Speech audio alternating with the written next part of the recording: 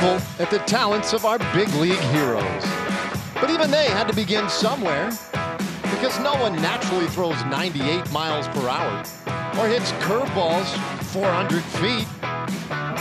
But just about everyone plays Little League Baseball. It's where we learn the rules, play with our friends in the summer, and get treats after the game. Some keep playing against bigger and better opponents and never lose that childlike enthusiasm. The rest of us eventually bow out, but relish that common link to the superstars. It's where we were once heroes, that place where dreams are born and our love for the game is sparked.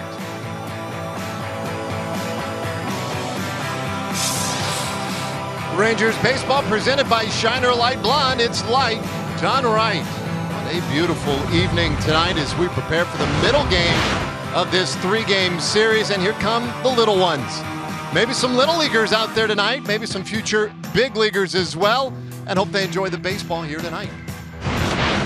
Welcome in, everybody. Great to be with you once again here on a Tuesday evening. It's the middle game of this series with the Rays. It's also our Little League night, first we've ever done here at Fox Sports Southwest. So we're going to look into Little League Baseball, maybe get a glimpse into the past of some of these big leaguers out on the field tonight, and we're going to hopefully educate fans a little bit as well. So a lot of things to look forward to, including a visit from Jeff Bannister mid-game today. We'll talk to Juan Garcia. He is the Youth Academy Director for the Rangers. We'll have some photos of some of the guys from back when they were kids, and of course there'll be some demos today. And the guys on the field, C.J. Nitkowski handling that part of the broadcast for us today. And so for the first time tonight, let's check in with the big left-hander.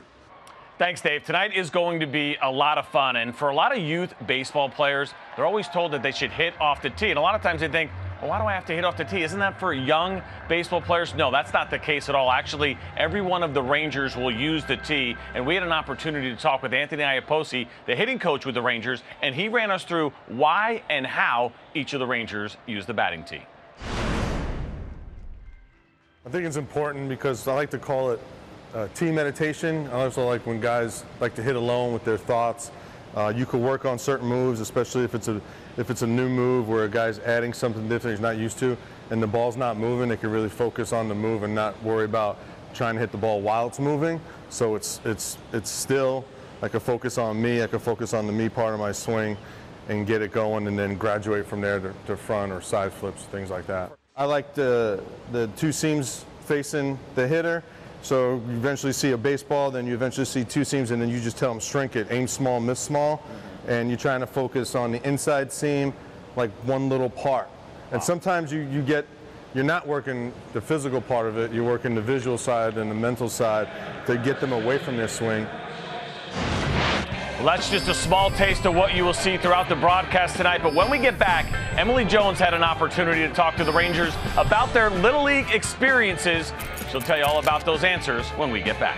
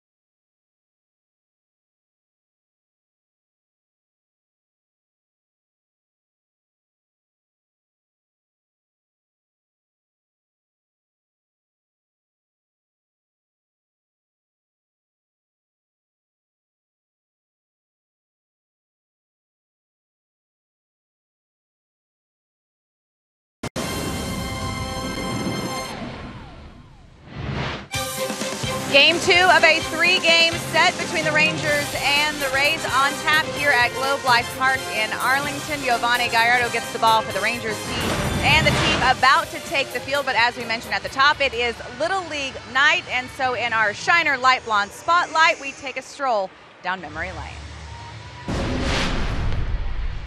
What was your number in Little League and why? Number 13 for Alex Rodriguez. 4, actually was a big BMX fan and a dirt bike, and Ricky Carmichael was number 4. I kept up with 11 like for a long time, but just they gave me that number that year. Just they kept on getting me that number. We were 14 players, and I got number 7. I don't know why. Were you the best player on your team?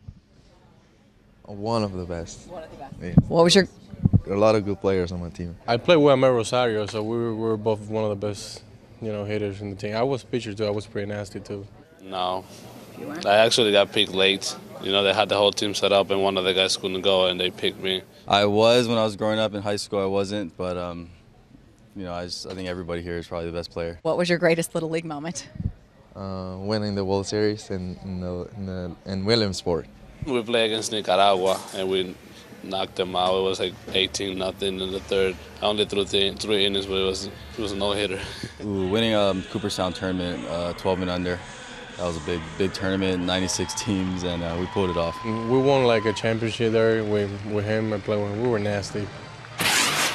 So fun to see the smiles on those guys' faces when they're talking about their Little League days. And that teammate of Nomar Mazara's that he was referring to is Ahmed Rosario, who is a shortstop for the Mets. So crazy to think that, from all the places that these guys come from, that they end up playing with some major leaguers. Pretty cool. And a couple of guys not afraid to brag a little bit, Nomar Mazara, about what So a great true. pitcher he was. That was a good pitcher, too. Yeah, nasty was the way that he described it. And, of course, Ronald Guzman with the 3-inning no-hitter under his belt. That's certainly something that you never forget. That always cracks me up, right, with the kids. Oh, we threw a no-hitter, we threw a shutout. And the game went like 3 innings, 4 innings. I'm like, all right, you gotta let him enjoy it, because obviously for a guy like Ronald Guzman and every other kid that threw a 3-inning no-hitter, you never, ever forget it. No, pretty cool. And obviously, what a great impact Little League has had on all these guys as we get ready for the middle game of this series and ready to see the Tampa Bay Rays starting lineup. The Rays 83 and 66. What a year they have had. Joey Wendell will lead it off at second base. Matt Duffy at third bats second, and G-Man Choi, the DH, will bat third. Tommy Pham, Brandon Lau, and C.J. Cron in the middle of the lineup. Kiermaier in center field, Willie Adames the shortstop, and Jesus Sucre catches and bats ninth for Tampa Bay. And they'll be going up against Giovanni Gallardo tonight as we take a look at the Shiner Light Blonde pitch arsenal for Gallardo. And this is what he's used this season. 31% of the 4-seam fastball, 23% on the 2-seamer. You will see the slider, you'll see the curveball, and the changeup as well. And the slider's probably been the most effective of the group. Just a 205 batting average against, and Giovanni Gallardo is not allowed a home run on that slider all year long. That is the only pitch in which he is not allowed a slider. As we take a look at the Rangers defense, which is delivered to you by Methodist Health Systems. Ryan Rua, Delano DeShields, and Nomar Mazara in the outfield this evening. And in the infield, it's Isaiah Cunafalefa at third, Elvis Andrews, Hanser Alberto, Jurgen Profar, and Robinson Chirinos rounding things out.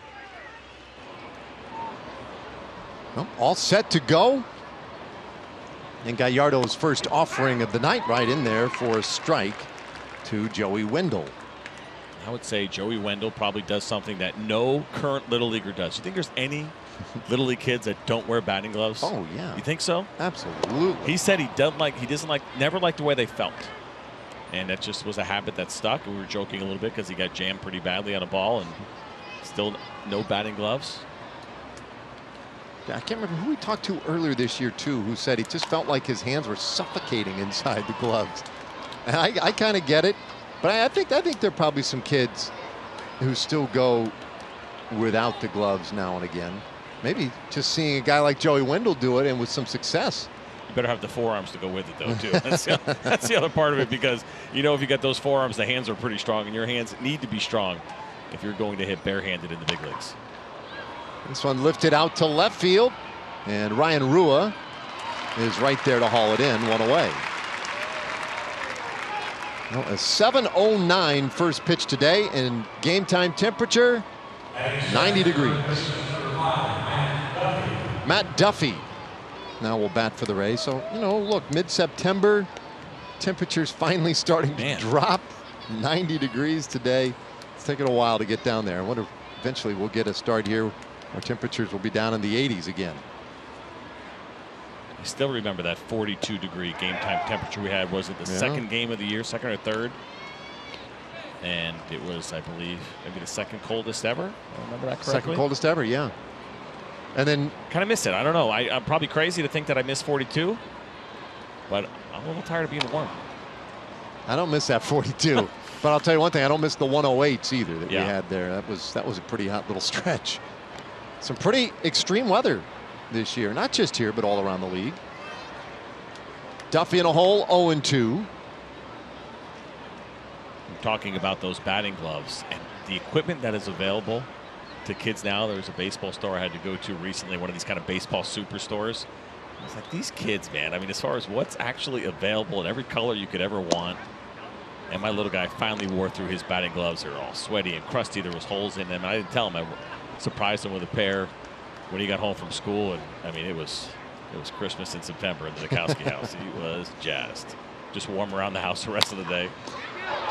A little comebacker by Duffy. Gallardo handles his position well, 2 away. Giovanni making his 16th start this season. 8 wins, 5 losses with the Rangers, a .594 ERA in those 15 starts. Gallardo played a little league as well. He was a .450 hitter, best he can remember. Pitcher and a shortstop. Made his way around the National League. Well traveled, man. He's a young player, very similar, I guess, to how life has gone for him in the big leagues, moving around a little bit. And that's going to be a common theme, and you do hear it all the time, that I got to believe pretty much at some point in every player's career that's on this field, outside of the lefties, they were playing some shortstop. There might be a handful of the lefties Maybe. who did it too, as crazy as it is. I got to catch an inning in Did Little you League really? camp as a lefty. Wanted to try it. They had a Little League.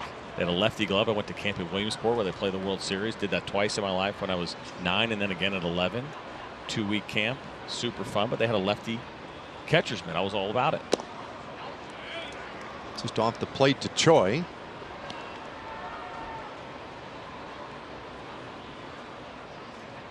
Choi hit a home run yesterday for the Rays. And he's been a good offensive lift for them lately. Lines this one out to left field. That's a base hit. So the Rays have a base runner in the first. Goes Choi driving the train, I guess, is what he's doing over there, getting ready for the club tonight. I'm not sure what that move was, but a nice job on this breaking ball. Pretty good one. It's down, and you see Choi just kind of stay on this pitch and flay it out to left field. Swung the bat well here so far in this series. There he goes. Come on, ride the train. Or is it a horse? Is he driving an 18-wheeler and pulling the horn? Maybe that's it.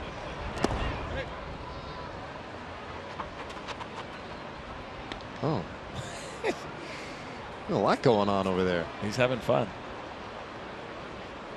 Now listen, good for them. That's what it was like in Little League. That's what it should be like now as a grown-up. Why not? I tried to talk my youngest into, hey, what about every time you get a base hit, you and the guys, you have some kind of sign that you do? He wasn't really having it. All it takes is that one. You know, that one guy in your team that's like the most outgoing. Sure. The one that leads the cheers. All it takes is that guy doing it first, right? Out of first base or second base, and then everybody follows. Pham swings through that one in the count 1-2. Those cheers are something else, man. You've coached, right? A little bit. Yeah, I did a little bit. Can't of get them out of your noggin. Once they start, I'm singing them to myself on a Sunday night after playing 3 games on the weekend. Can't shake them. Good eye, good eye, good eye. Ooh, strike 3 called. Pham goes down looking. First strikeout of the night for Gallardo at a scoreless top of the first. And the little ones like it tonight.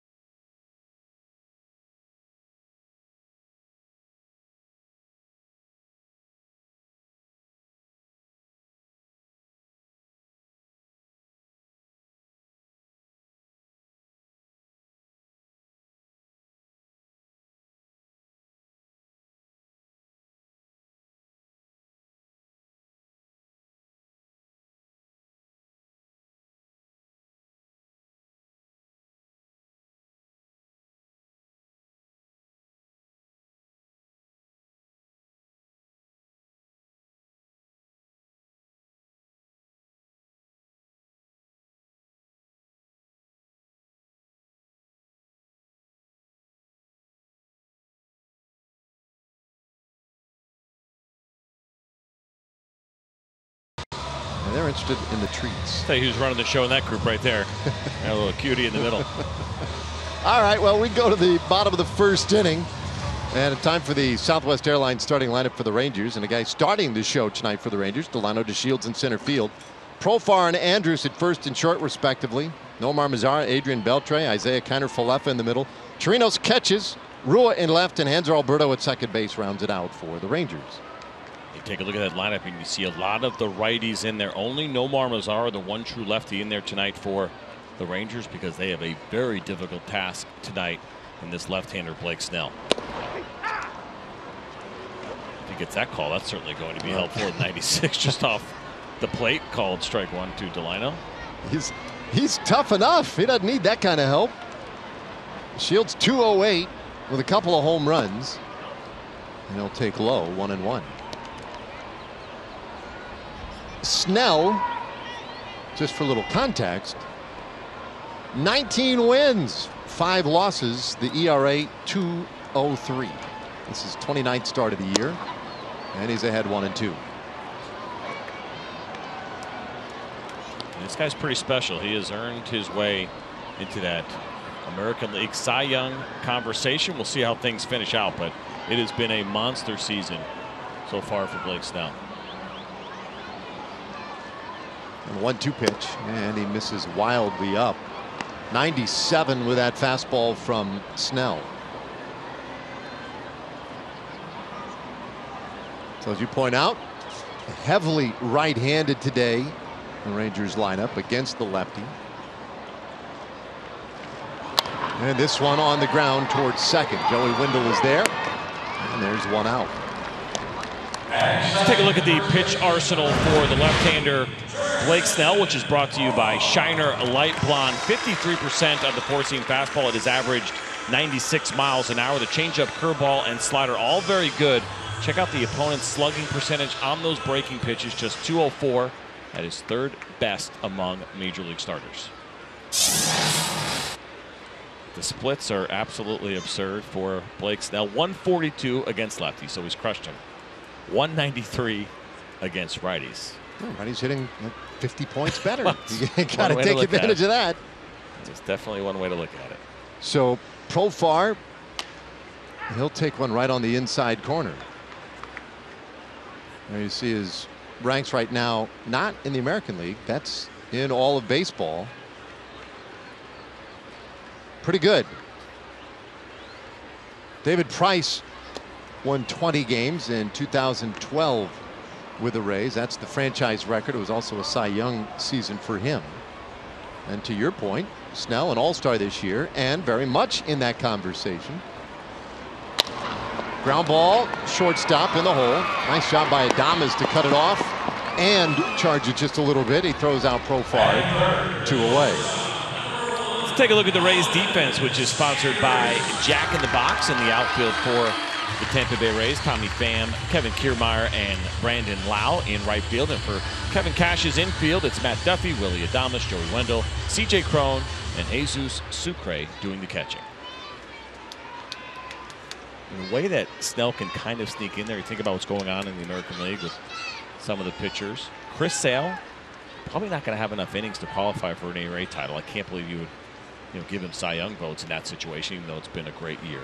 It seemed like that we were going to see Trevor Bauer make a run at the Cy Young. He has been hurt. They're talking about maybe putting him in the bullpen for the postseason. Now, there's still great candidates in the American League. Justin Verlander, Garrett Cole, Corey Kluber. But of the group, not counting Chris Sale, Blake Snell's ERA is right there with the best. And better than all those guys. But are we maybe just a little intoxicated by the win total? If he didn't have the other numbers to back it up, without a doubt. And so, he's got those 19 wins, and that's great. I think it helps his cause. It doesn't hurt him at all, but he's got the other numbers to go with it. That's the thing that really sticks out when you start looking at what he is doing so far this year. Strikeouts are really good, 10.7 per 9. The walk rate is not elite, but it's pretty good at 3.1. There's 1-2 to Andrus, and it's fouled away. He's been in double digits in strikeouts 5 times this year. He has struck out 9 in each of his last 3 starts. His last start was against the Indians. He went 7 innings, allowed 1 hit, and struck out 9 in that one. He's been a workhorse for the Rays, a team that has leaned on that opener concept a little bit to make up for some other shortcomings in their rotation. But not only has he gobbled up innings, gone out and made the starts, but he has been terrific. How about this? Last 7 starts, a perfect record, a 1.32 ERA, and the strikeout to walk ratio qualifies as good. Full count now on Andrews. The only thing that will get in his way would be that inning total. It's 164 innings right now. Justin Verlander is already over 200 innings with a better strikeout rate, but the ERA is significantly higher for Verlander, 2.67 to 2.03 for Snell. That's significant. But the Snell probably gets 2 more starts. Yeah. Ground ball. That's short, and that one bobbled. Adames, off the bat, you're thinking a routine ground ball. Instead, he boots it, and that error extends the inning for the Rangers. I mean, such a nice play against Profar, and then that one not good. Well, you're going to take these when you can get them. When you're facing a guy like Snell, and you saw that ball kind of hop up a little bit right here. Watch this hop. It hits off the thumb of the glove, and Adames, who does a nice job at shortstop, could not handle that one. And so at least another pitch, hopefully a few more for Blake Snell. 114 has been his season high so far. So Mazzara now, the one lefty in the lineup, and a little late on that fastball. 97 miles per hour from Snell. So who was the Blake Snell of the Gearing Little League? You had one, right? You had the guy. Yeah, at varying stages, Marty Winchell was a stud. He was a tough one to hit on. He came over the top. But there was a lefty. Mazzara takes down low 1-1. I'm trying to remember his name now. It was Tony. I'm blanking on his name, but he was tough. In fact, he was a guy, frankly, who ended my playing career. Really? Because he threw a curveball from the left side. I was a right-handed hitter. And you were gone. He threw a curveball from the left side that freaked me out. And I couldn't. I was done. 2-1.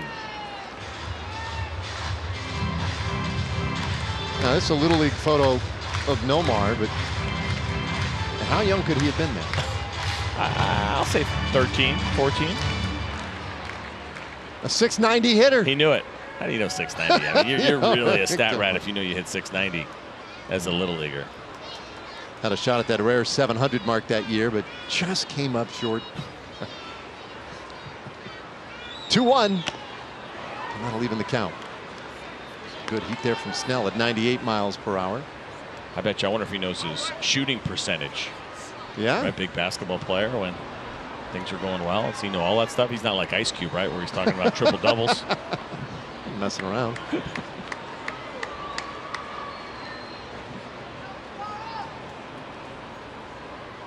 Snell to the plate, 2-2, and a ground ball hooked on the ground to second. And Wendell throws out Mazzara. Snell had to throw an additional 5 pitches, but picks up the goose egg. Well, when we come back, Jeff Bannister kind enough to join us to talk a little Little League baseball. Scoreless game after 1.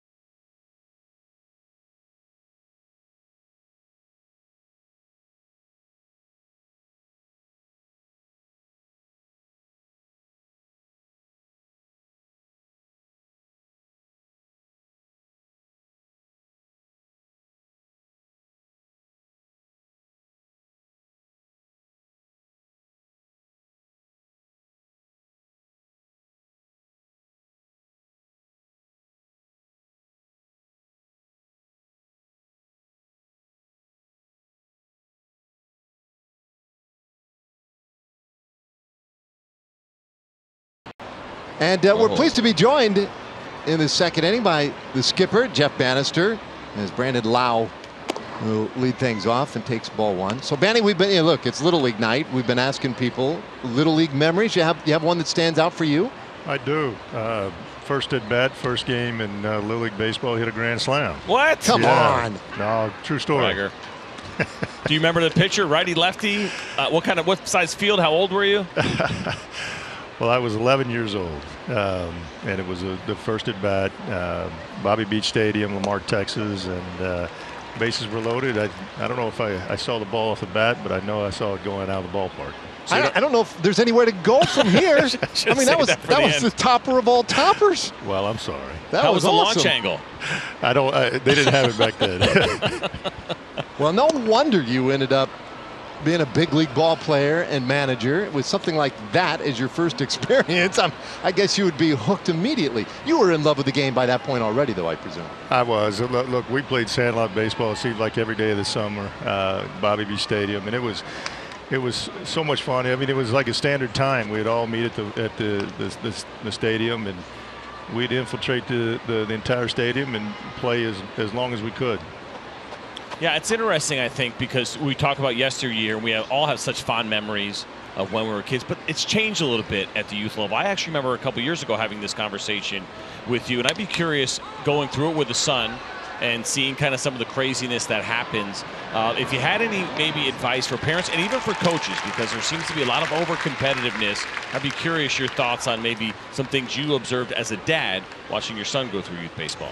Absolutely. The first thing we need to do is make sure that our players fall in love with the game. They enjoy the game, no matter their skill set, no matter their skill level, that there is a place for all of them to play. That we have become so competitive, so specialized. We think that we need to have our kids playing at a competitive level by the time they are 6, 7 years old. And the reality is they're not in love with the game yet. They don't even know. So the thing that they need to do is just slow the process down, let them enjoy the game, play it, and learn it. I remember something you told me in regard to Jacob. I remember you saying that he will play the competitive baseball, but that also you had him play what we call, I guess, the rec league at the same time. And I thought there was a pretty interesting reason behind that. Absolutely. No, listen, there are all levels. And there's something to be said that if you are not at the level of somebody you're playing with, learning from them, and then also if you're at a level ahead of them, your skill set, your maturation process is a little higher, that what you can do to help the player that you're playing alongside of, and that is the give and take in this game. You learn a lot about yourself, how you go play catch with somebody that may not have the same arm or the same catchability that you have, and teaching them along the way, or just being part of that process. And we don't do that. We stick them all at one level. We think we're so good that we can put them all at a level with each other, and I just think that it slows the process down.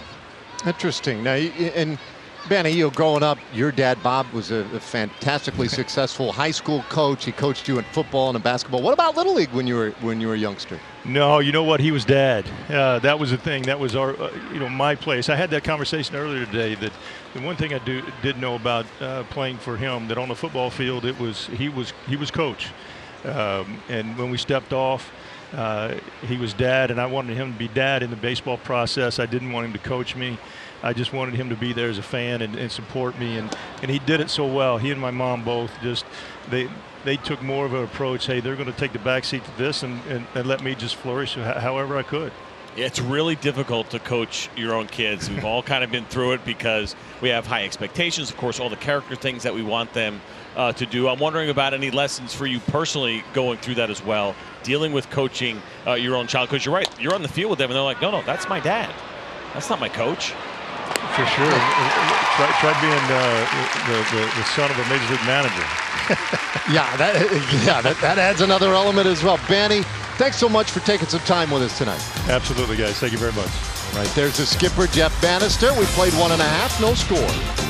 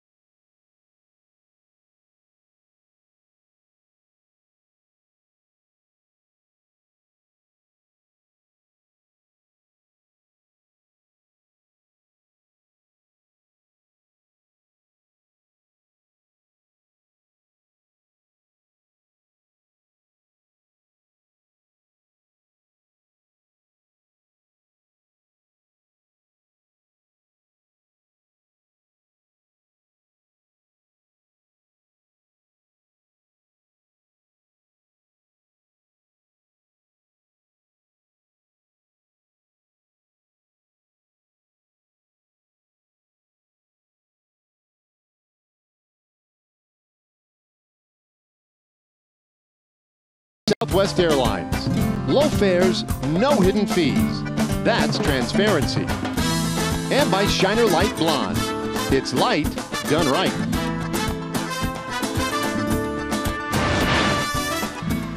No score here early on. Adrian Beltre to lead things off for the Rangers.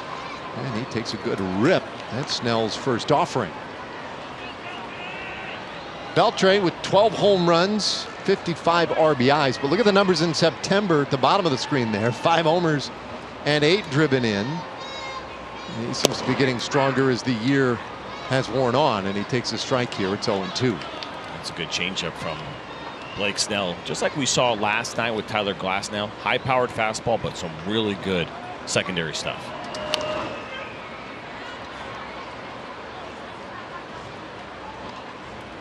Yeah, so Snell started in 98 with a heat. Came back 86 with the changeup. It's a good differential, and it was really well located. Manfred fights this one off.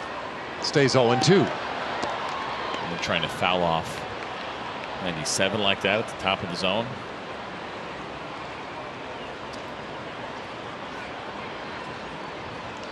He's done a nice job of changing eye level so far this evening. Up, down, slow, fast. Back down again after the high fastball. Always the gentleman. Adrian Beltre picks up the ball, hands it back to the catcher. It was like that was a peanut butter and jelly sandwich, and he was worried about the 3-second rule. You can still eat it.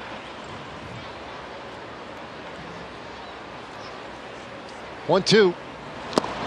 And he comes up empty. A strikeout starts the second. So I want to get into one of our first demos, which is your preparation as an infielder. Mark McLemore kind of took us through that. Pay attention to what you should be doing as an infielder as the pitch is being delivered.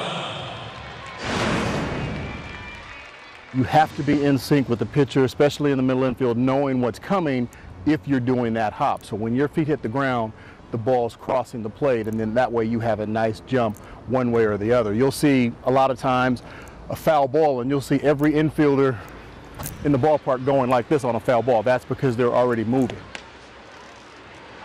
The pre-pitch hop, really important in the timing of it. How many times you hear baseball dads or moms screaming, baseball ready, or whatever it is, and get ready. But it is extremely important. Every big league infielder does it. They have different ways of doing it. Here's Willie Adames, the shortstop with the Tampa Bay Rays. What he does pre-pitch, you see him there. As he kind of creeps in, just bends down that little hop. What I thought was so interesting, and this is what's so great, I don't care how much time you've been around the game, you always hear something a little bit different. And you have a chance to learn something. And what Mark McLemore said there, which I thought was interesting, is that you need to be coming down as the pitch is crossing the plate. And if you're not on time, there was a play last year in the postseason. Anthony Rendon was playing third base, and Chris Bryant hit a ball down the line, and they had a really nice down the left field line view of it. He was really late getting his right foot down in time, and the ball just got past him. That's all the difference in the world. You think about a guy diving for a ball and being ready in the right position. It was really incredible to see that the ball had already been swung at, and there was contact, and his foot was just coming down. So he was way late. He had to go to his right to dive. He just missed it. It turned into a really big double in the postseason. And those little things, that pre-pitch hop, however you want to do it, as the ball's crossing the plate, is really important, not just for the infielders, but for everybody. That's how you increase your range and get yourself in a position to catch every ball you possibly can get to. It's somewhat similar to what Mike Trout talked about a lot this season during spring training and his preparation this year in center field. Different with the outfielders than it is with the infielders, but not too much different, right? You want to be in a position, you want to be moving or anticipating moving as that pitch is entering that verdict zone. Check out Kevin Kiermaier, probably, arguably, one of the best center fielders in the game, a Platinum Glove winner, and you see him on the hop in the anticipation as well. And they're also watching where the pitch is going, watching the swing. And the 7th pitch of the at-bat, Kiner Falefa lofts this one into right field, and Lau stays with it to make somewhat of a circus catch out there. Well, that will not be making our demo real as far as what you're supposed to do in these situations. Now, Lau does have priority. Pop-up priority is important. And in this situation, the right fielder absolutely has it. Now, first of all, look at the alignment they have over there. But in this situation right here, Joey Wendell going after it. And Lau, I think he called it, but then got a little hesitant. And once you call it, you got to go hard. It's yours. And look at Kevin Kiermaier even watching that play develop. And it worked out for the Rays, but certainly not out of the textbook in the way that you want to do it. That is his priority coming in. As a middle infielder going back, you always give way to an outfielder who calls you off. So with 2 out and nobody on base, it's Robinson Chirinos. And he takes a high strike. It's frustrating, right? You're either as a parent or a coach, and you look out and you see your kids a little flat-footed, not moving, in between pitches, sometimes just sitting there, getting stale. Looking in the wrong direction. I mean, this ball hit hard out to left field and drops in. Rangers have their first hit of the night. Good job by Robinson Chirinos. That good level swing that we see from him when he is on. Good breaking pitch. It's down near the bottom of the zone. There's the curveball grip. And you see the location, and there's Robbie drilling that thing to left field. So you mentioned not paying attention. I had a dad of a kid I was coaching tell me a really funny story about his brother who was playing in the outfield, and there was a carnival going on like in the same area. Yeah. And he was completely turned the wrong way and watching like this big lighted Ferris wheel in like a championship Little League game. Yeah. While a routine fly ball was hit to his brother. He looks over and he's like, he's going to catch it, we're going to win. And his brother was watching that Ferris wheel spin around. That ball dropped and they end up losing. Oh my goodness, it is so true though. Man, it's hard. It is hard sometimes with the little ones. I mean, I like the point that Mac makes about the footwork and preparation pre-pitch. You know, those little details, so critical. I can't understand how Rendon would not be in position it was really last year amazing. to play like He's that. a good player, man. I remember I tweeted about him, broke down the video and showed a little bit. I was absolutely floored that he was as late as he was, but his foot was not down after Chris Bryant already hit the ball. Let's see, we'll watch Adames here. You ever see Dustin Pedroia, how high he hops? No. They did a comp. Oh my gosh, it's absurd how high he gets. They did a comp, and it was a little silly. I don't know if it was Nadal or somebody, but a tennis player, because the tennis players do the same thing, right? You want to do that hop, and you want your feet down by the time that opponent is serving and making contact with the serve. He gets way up there. That's one worth Googling to check out. I'm sure you can find it pretty easily. But Dustin Pedroia has probably the highest hop. It's a little exaggerated for my taste, but he's a pretty good second baseman, so I wouldn't argue with how he does it. We just saw Wendell with his hop. This is the third baseman, Duffy. He doesn't look like he's ready to hop. Oh. And you don't have to jump. Just walk into it. I'm a big fan of the 2 steps in. As long as you're in that position basically where you're really well balanced. And I always tell my guys when I'm coaching, you have to be ready to sprint in any direction. It's like having a race, but you don't know which way it's going to go. Right? Where you could be like, hey, you may have to run backwards, you may have to run left, right, in. You don't know. Just like an outfielder, you gotta win a race in a direction that you don't know which direction you're going in until the ball's hit. Kiermaier, the center fielder. Not as much of a hop out there sometimes. I noticed the one thing when all of them get in that position right before the pitch, whether it's landing in the hop or whatever, is the leg spread a little beyond shoulder width. Because like you're pointing out, it's almost like you want to be planted and driving whichever direction it is. And when you do the hop and you land, you kind of are planted on either side and then ready to go. You're fully loaded on both sides. Yeah. All right, Adames again here at short. And a swing and a miss. Rua strikes out, and the inning is done. A lot of hopping going on. No ground balls in the inning. All right, we go to the third, still 0-0.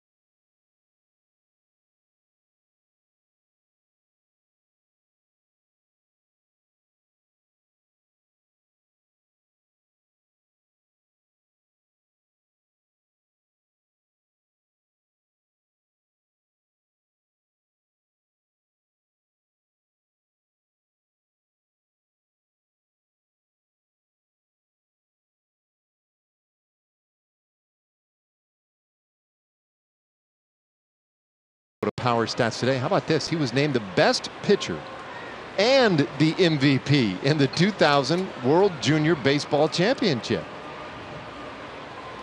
That's true of a lot of these guys, right? They were the best at just about everything they did on their teams.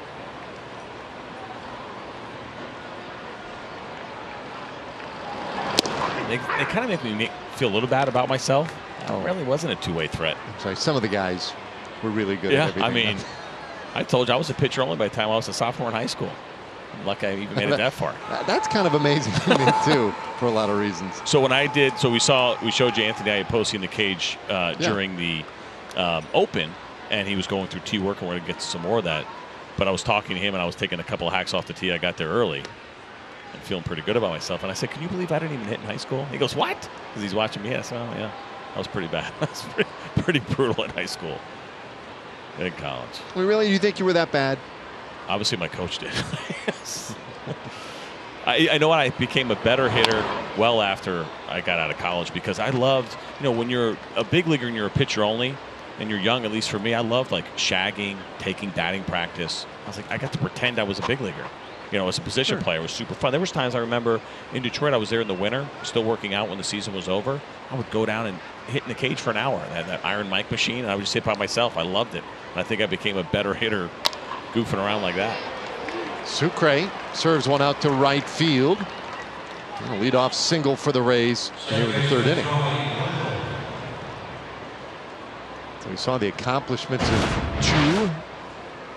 And you see some of the Little League photos. Game face right there. Yeah, he's ready to go. Choking up. I like that. He probably has some pretty good stories about how much he practiced as a kid in that culture, and then both in Japan. Talk to guys about that. It's pretty incredible compared to even in the States here, even though things are getting a little much. I guarantee he could tell you about some long practice hours, but certainly ones that have paid off.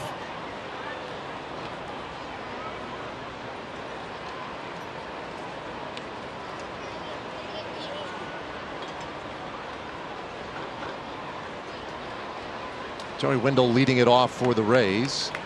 And so this is his second time through the order. He is 0 for 1 and shoots this one to shortstop, and it just gets past Andrews. Interesting. Short hop to Elvis. Wendell is on, and it scored a base hit. This one was hit pretty firm by Joey Wendell off the bat. We'll take a look at the pitching, that one hopper, and it got on Elvis quick. And at that point, as much as we talk about preparation, we're just kind of going through that. Sometimes the ball is going to get so hard that hit so hard, you're not going to be able to have time to put yourself in the perfect position, and so you strictly have to rely on your hands. And a ball like that, it's a pretty tough one. It's strictly reactionary, and that one got on Elvis pretty quickly. 101 miles per hour off the bat. So a couple of base runners now for Matt Duffy, and he'll take a high strike. Giovanni Gallardo put a few men on in the second inning. We got a double play to get out of any trouble. Gallardo's 16th start with the Rangers this year. Now, it wasn't Little League for Giovanni, but it was certainly amateur ball when he was in high school. His senior year, he played nearby here at Trimble Tech High School in Fort Worth, and played a ball game against Northside High. And this is a legendary game. Goes back about 14 years ago. A lot of scouts were there. That one just missed 2-1. Gallardo struck out 25 hitters in that game. You said in high school? Yeah, in a high school game, 2004. Now, so they went extra innings, obviously. That was the amazing part. The scouts were fascinated by the effort, but they were a little perturbed because it went 11 innings and he threw 148 pitches. But you figure, so that was, he's what, 32 years old, so we're talking about 20, not quite, maybe what, 15 years ago, somewhere in there. 15 years ago. So just 2000-ish, early 2000s, and we became a little bit more aware. Yeah. As far as pitch counts go. But not surprising either, quite honestly. And that's really important for parents. A lot of parents don't know what to do in those spots. Ground ball, third base. And what a great play by Kiner Falefa to stay with that and get Matt Duffy. Looked like he lost it. I mean, he did, technically. Yeah, he was thinking about 2 on the ground ball, no doubt, as he's coming across here. And then once he bobbled it, you see him looking towards second. You got to make sure that you focus and recover. And this is a really good example of not letting things get away from you, right? After that hop, you stay calm and you still try to find that 1 out. He didn't try to force the double play at that point, and a lot of times you're a little bit more inexperienced and you're younger, you get that first bobble and you panic a little bit. And maybe you pick the ball up and you throw it away, or you still try to turn 2 and throw it into the outfield and it turns into a disaster. But that's a really nice job by Isaiah Kiner-Falefa to stay calm after the bobble and to still get the 1 out.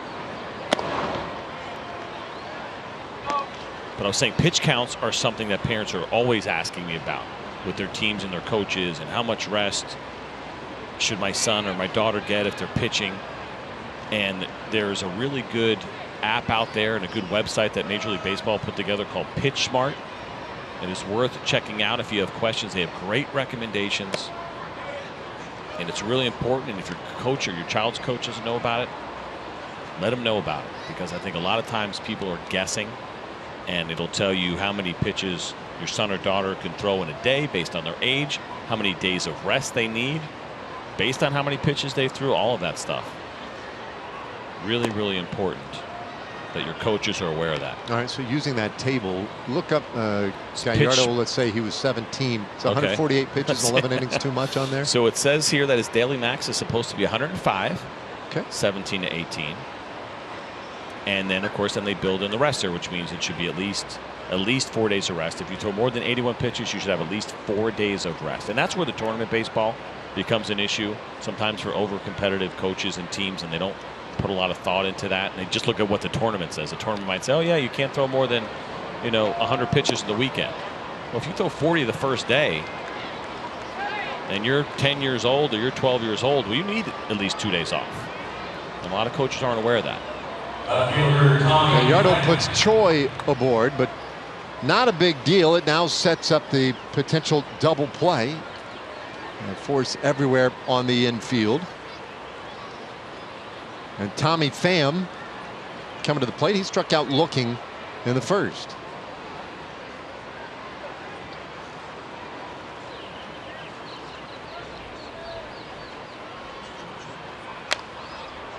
Pham, in his time combined in the National League and American League this year, has grounded into 16 double plays. Most of his work this season was done with the St. Louis Cardinals.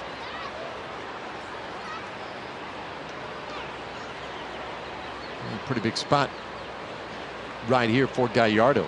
Sucre at third, Wendell at second, Choi at first. Not a lot of speed out there, except maybe at second base. And that's inside, 1-1 to Pham. And there's Sucre, the catcher.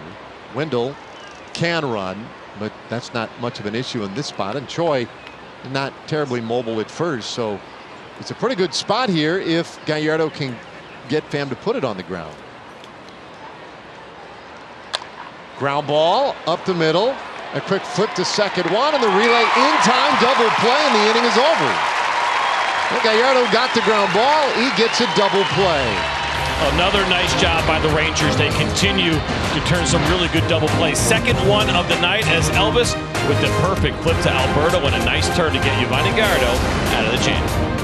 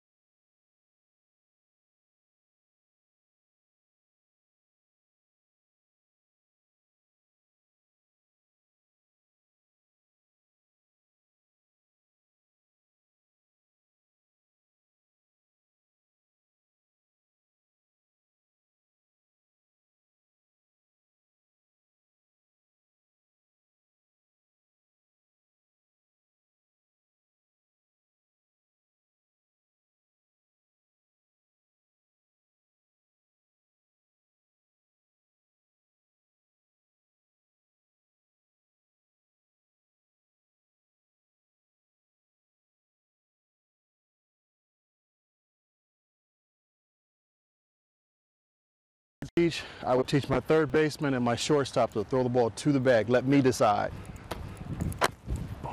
That's the one where you're staying in the line? Staying in the line. Coming back. To the backside. And then this one will be coming across.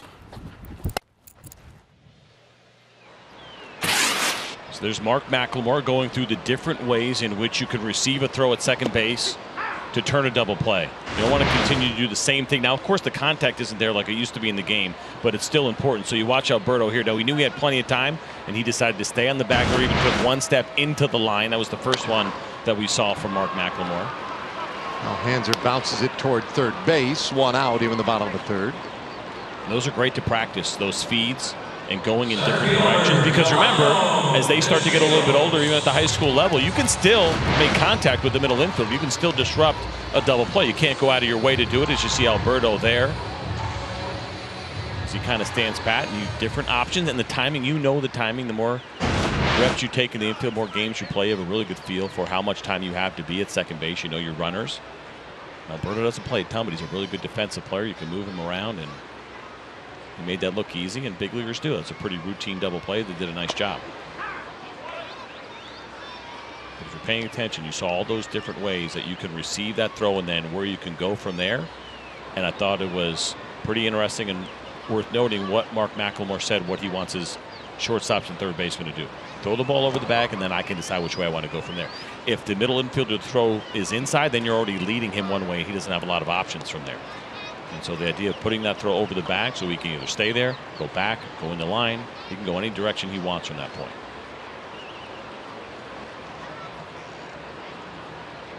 1-1 to Delino off the plate. And it's worth pointing out, McLemore got his PhD and was a practicing doctor of defense in his career. He knows what he's talking about. He was so good and very versatile. 2-1, and that is ball 3 to the Shields. Well, Delino, he was an even 700 hitter as a little leaguer. So right now, leader in the clubhouse right now among the guys. So far, that's the best we've seen. Couldn't get him out. Full count.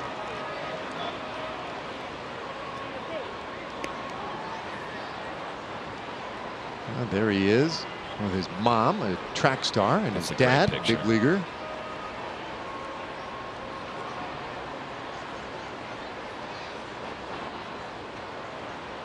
Payoff pitch, and Delino fights it off.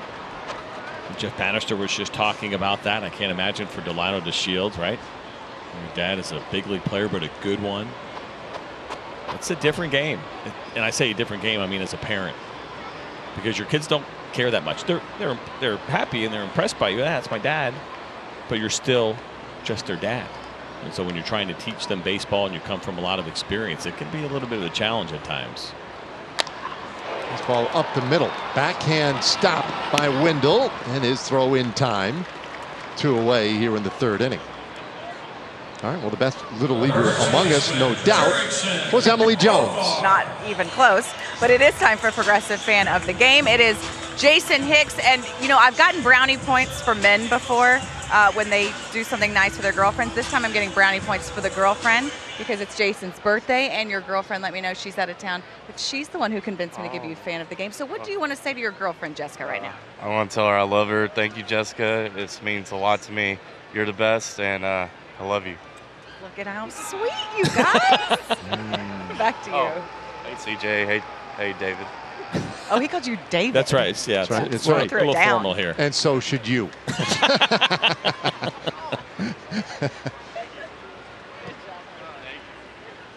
All right. Well, 2 outs here. And Profar waves at that one. It's 0-2. It's a pretty good girlfriend. That's a nice job. Yeah. Planning ahead.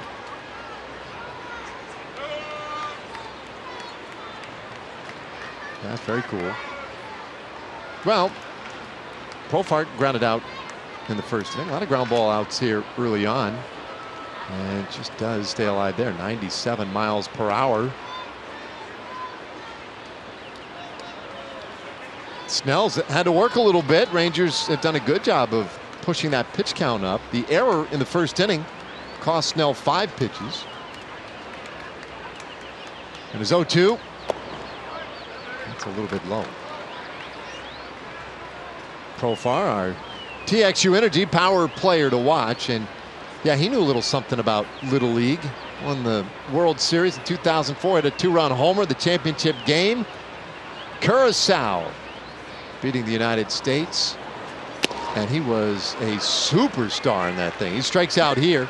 3rd strikeout of the night for Snell. And so we go to the 4th inning tonight. Still no score.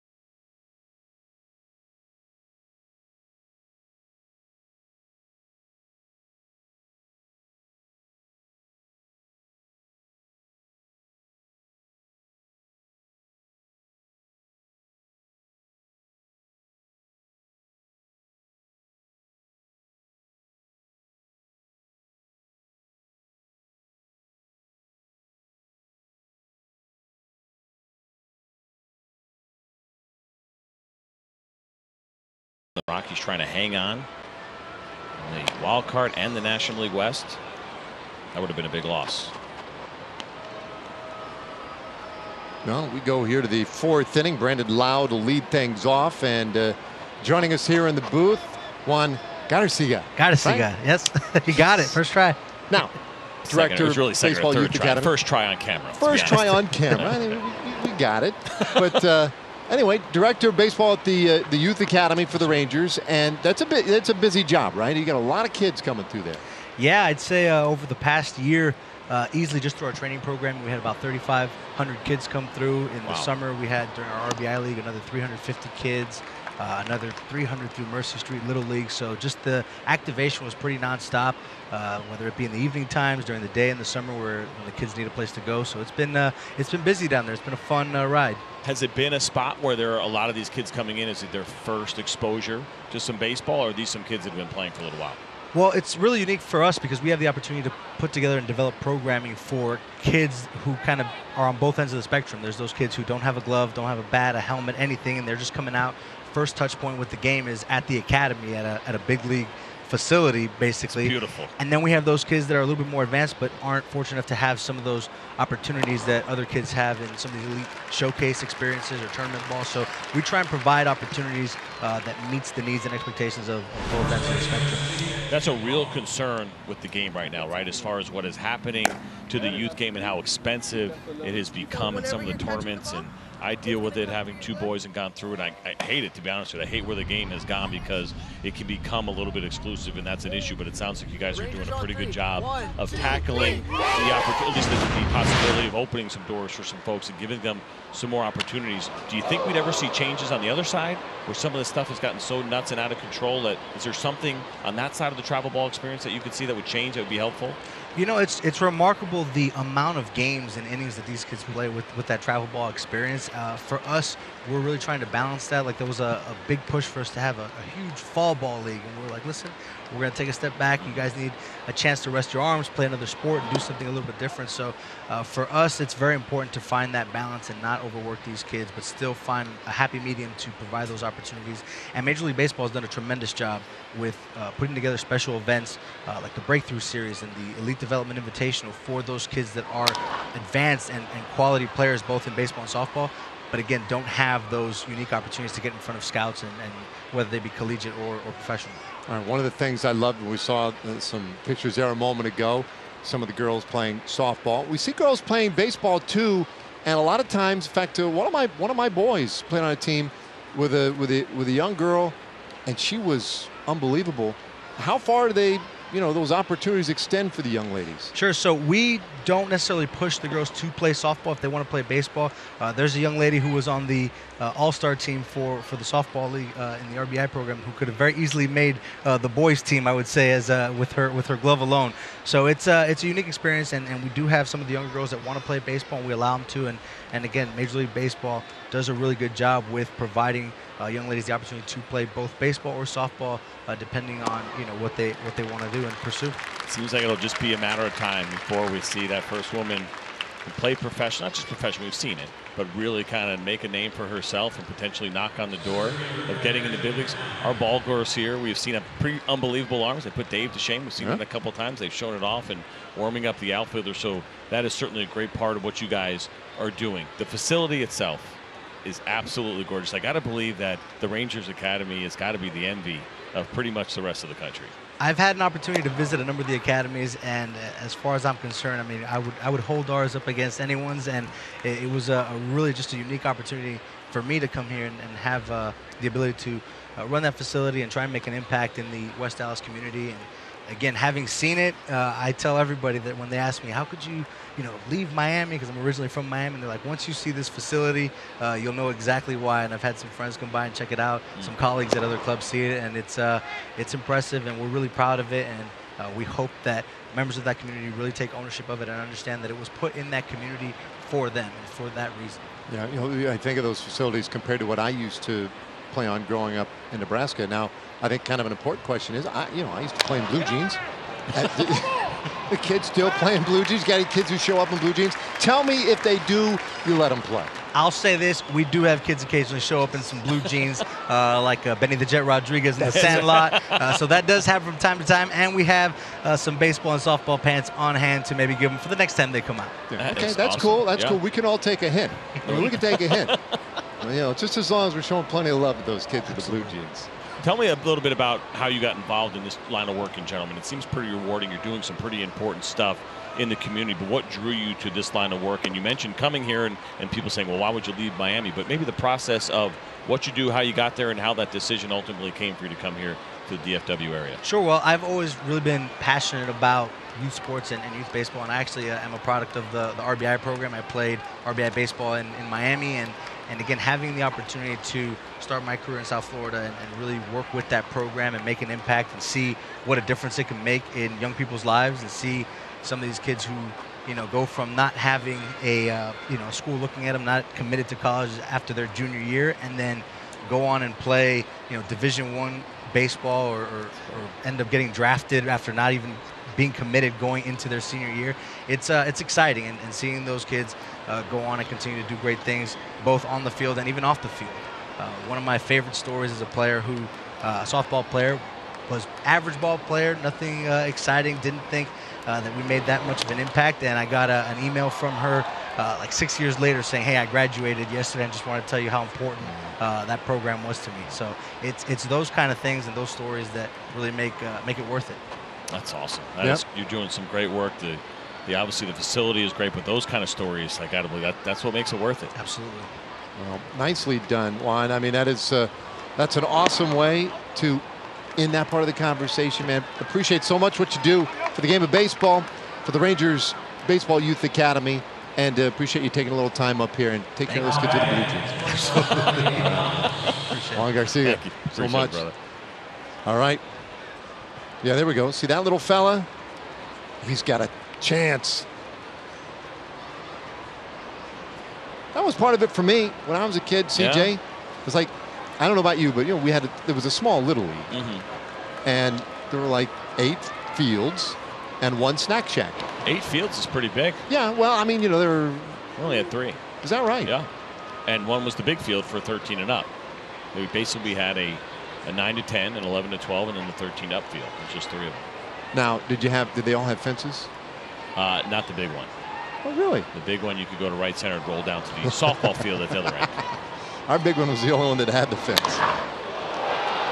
And Adames hits this ball well out to center field. The Shields back near the wall, reaches up, but that one is gone. The first pitch homer for Adames, his 10th of the year. And Tampa Bay gets the first 2 runs of the game tonight.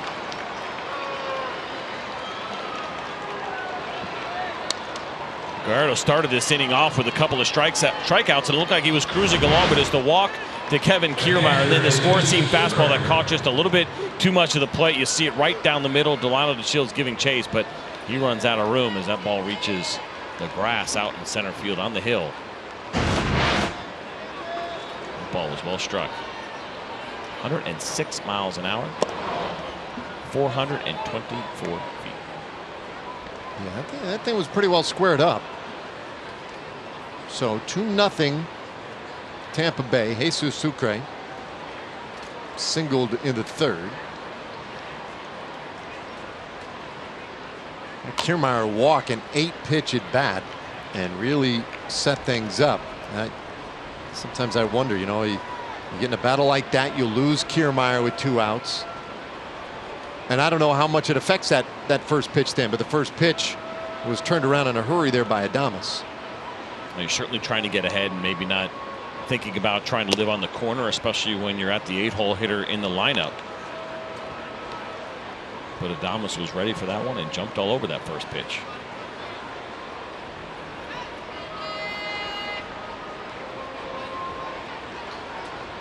Two-1. Slow roller foul, 2-2. I'll take a look at it one more time here. There's the 4-seam fastball grip. You'll see Robinson Chirino set up on the outside corner, had to come back a little dead center, and that StatCast AI is powered by AWS. I mentioned 106 miles per hour and 424 feet.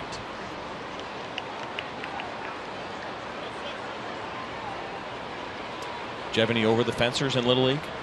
Just the one when I was when you tripped? Teenager, and I tripped coming around 3rd. I had a couple that rolled forever when I was younger. And you just get it by the left fielder, and there's nothing to stop it.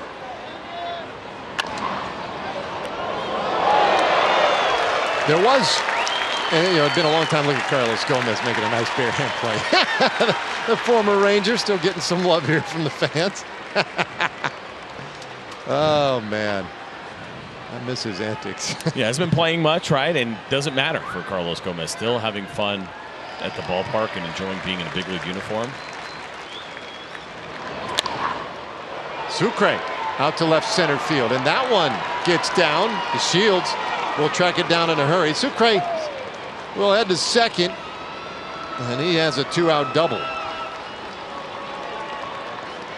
Now, you might have watched this a little bit and wondered about Delano DeShields' route, but this is actually not a bad route because he knows he's got a slow runner, and so he can go direct to the ball and take a chance and see if maybe he can get to this. As you see him coming across. Now watch as this ball lands, and he actually has to go back to chase it a little bit, and more often than not as an outfielder you try to get around the ball and then come in. But he knows his runner, and he wanted to take a chance and see if he could get there quick enough to maybe lay out.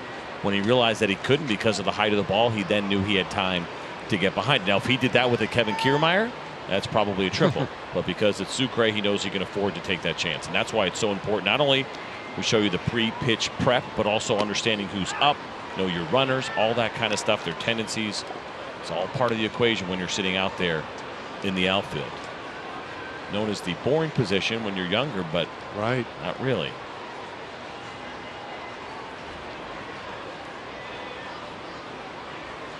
Wendell 1 for 2. And he lofts this one to shallow center field. That's a tough play. The Shields can't smother it, and it gets past him. Sucre scores. Wendell with the RBI double, and the Rays lead 3-0. Meanwhile, this inning getting very long for Giovanni Gallardo. Closing in on 30 pitches for the inning and 75 pitches for the night.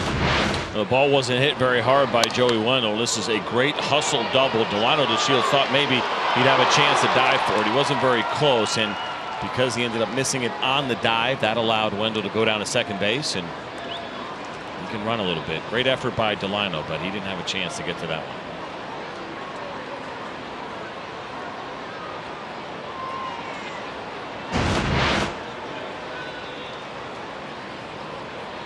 So a little conversation on the hill after the Wendell double, and Brocale heads back to the dugout. Part of that might be buying a little time for the bullpen as well. A long half inning here for Giovanni Gallardo.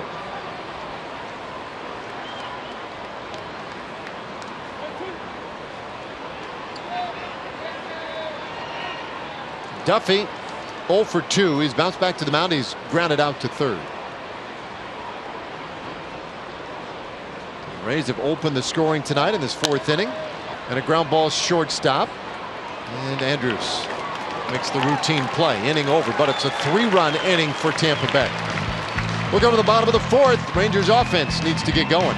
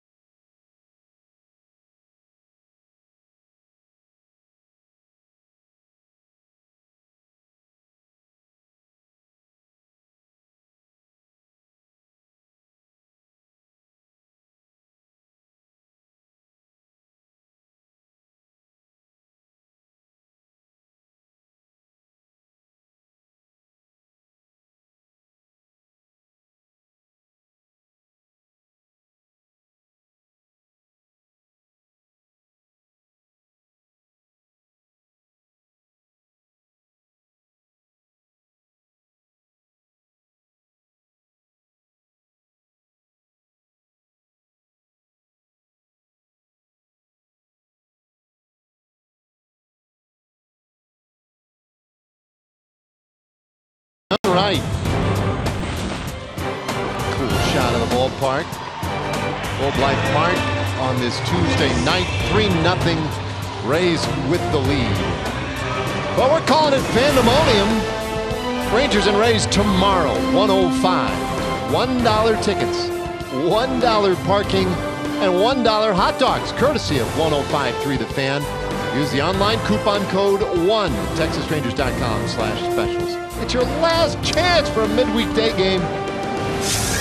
And you couldn't make it any easier than that. So if you're a kid, what's your favorite $1 item? You could care less about the parking as a kid, right? That's mom and dad. Not you take an care issue. of that. Clearly the hot dog. It's a pretty exciting one. Yeah, I mean, you grab a fistful of ones and come out and eat. I ran into some Ranger fans on the elevator the other day, and they had wanted to bring up some of our hot dog condiment talk. And she says, no barbecue sauce? You haven't even brought up barbecue sauce. I've never even thought of it. Yeah, me neither. And she was all about it. All about the barbecue sauce on the hot dog. Over ketchup, mustard second. I'm still mustard first, but I could see it. Barbecue sauce. It's How about the hot dog, a little bit of pulled pork on the sides, and then top it with barbecue sauce? Sold.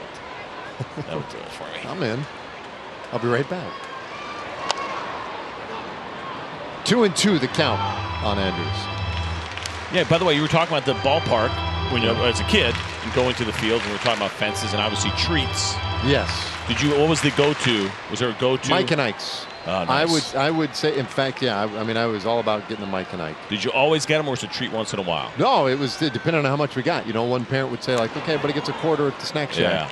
Good old days. I don't know if that was enough or not. I can't quite remember. Sometimes it was a dime.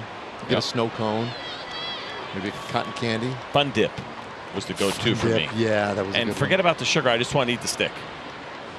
Yeah, I could care less. I mean, the sugar powder was good, but the stick. Really? Oh yeah, the stick was fantastic. And then when I think about Fun Dip, I don't know, 98% sugar. That's all it was. Surprised it wouldn't be a little higher than that. That's pretty amazing that was a snack that they would allow children to eat. But the sticks were tremendous. They were they're almost like it was like a confectionery sugar that they made really hard into a stick, and that's what you dipped in. Yeah. You licked your stick. You stuck it in. If you had the 3-pack with the 3 different flavors. Dig in, sometimes get a little crazy, dip it in each, but it was your saliva that kept the sugar on the stick. Right. And the challenge was when you lick the sugar off, not to bite the stick. Right? You know what I mean? Yeah, well, I mean. And I ate it every time. I never got through the sugar because the stick was so good. Oh, yeah. I don't know that I ever did bite the stick. Oh, man. Because I knew there was more sugar waiting in those packets. It's a different kind of sugar. The texture on those Fun Dip sticks were pretty special. Yeah. It wasn't quite Pop Rocks. No. They're pretty good. So a leadoff walk by Andrews. A 7-pitch walk. So again, they continue to work some of these at-bats against Snell. They've already had 5 at-bats tonight. Go 7 or more pitches. So they have been patient, which is interesting because talking to Jeff Bannister today before the ball game, he said Snell's not a guy that you can really wait on. Once you see a good pitch, you are probably best going after it. I had assumed that they would be real aggressive against him, 1-1, but they've been patient. Have the 1 hit, the 1 walk, and Andrews also reached on an error earlier, but that is it so far. Omar grounded out in the first. He's 0 for 1.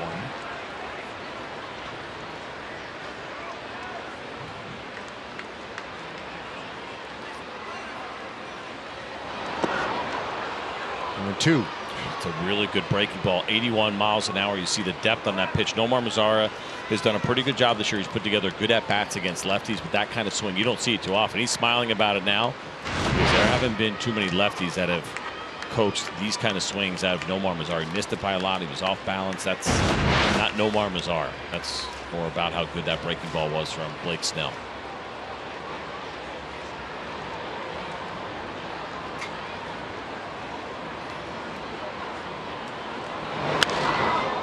Foul away. Stays 1-2.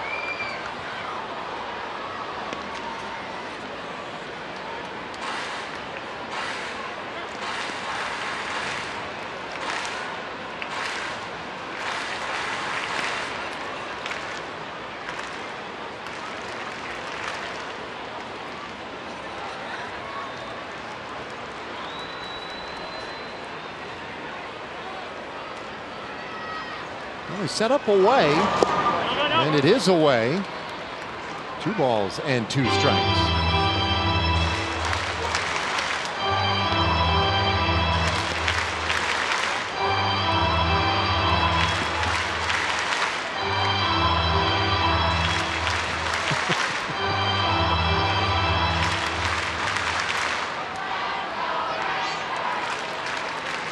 Every pitch, every moment, an opportunity for Elvis. He's involved in all of it. Little lead over there. Snell's 2-2, and Mazara earns another one.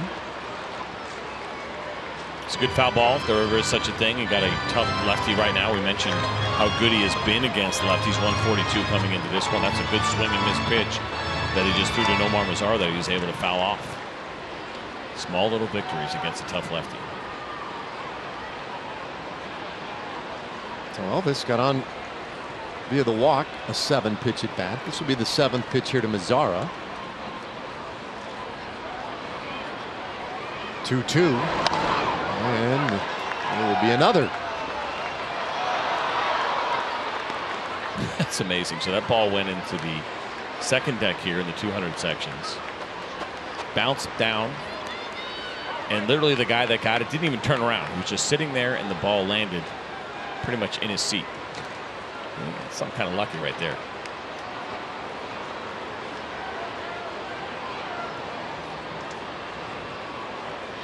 And that might be the least amount of effort ever put into getting a ball in a big league game. 2-2. And the fastball is off the plate. Full count.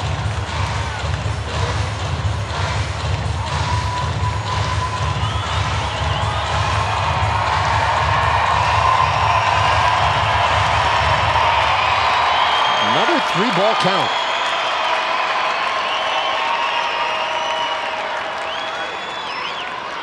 Well, a better at bat to the night by a Ranger.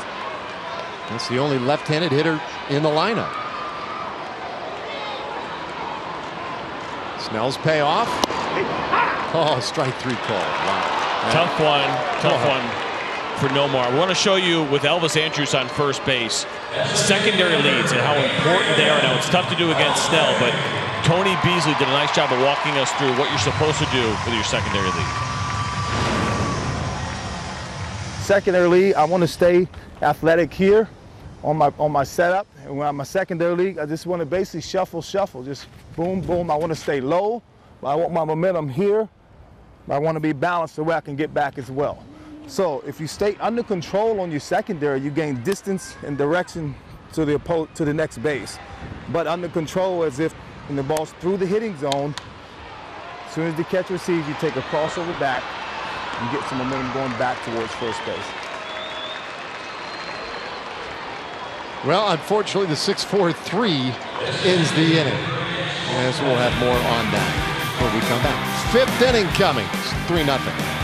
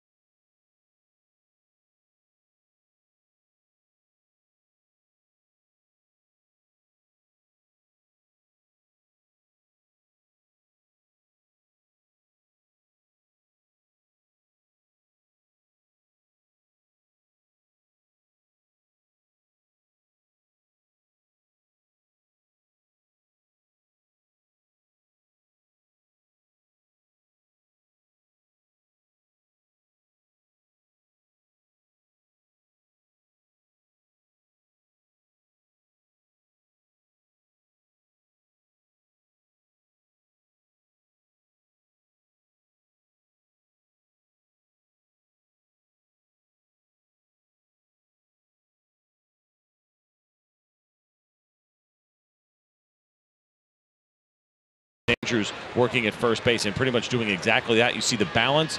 It gives you the opportunity to go either way if you have to get back on a back pick or you need to take off the momentum. And it's kind of interesting, I think, how both the secondary lead and the pre-pitch hop, how a lot of times you just end up in that same good athletic position and ready to move and ready to go. That's another thing that I think is really hard for kids. I tell my guys now I'm helping out with an 11-year-old team and them getting comfortable, being aggressive, taking secondary leads. And I tell them, especially in the fall if we're scrimmaging, go be aggressive. Take a big secondary lead. That's the difference between being safe or out by a foot on the close play or your coach having the confidence to send you to take the extra base because you did get a good secondary lead, right? A base hit to right field, and if Elvis has a good secondary, Tony Beasley is confident rounding him and having him come to third. If he doesn't get a good jump and doesn't have a good secondary, he may have to hold him up at second base. It might not seem like much. Secondary leads are so important.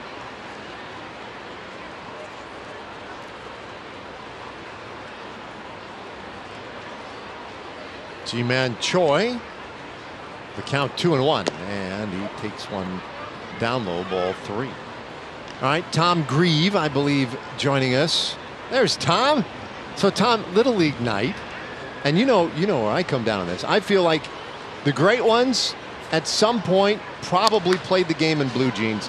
As this one grounded to second base, Choi retired, 1 away. You ever got what about an enduring memory for you from Little League? Well, Dave, I didn't play in blue jeans, but I'll never forget my first uniform. I had no idea how to put the socks on. Back then, you had to wear a pair of your own socks underneath the stirrup socks, which weren't really elastic. So you had to figure out how to make them stay up, how to tuck your uniform underneath it, and twist it a little bit to make it do that. I remember my dad teaching me how to do that. I can remember going to my first Little League game with a yellow belt on. There was no belts that came with it. We had red uniforms, and I had a yellow belt. And underneath my Elks Club flannel jersey, I had a navy blue short sleeve shirt with a collar on.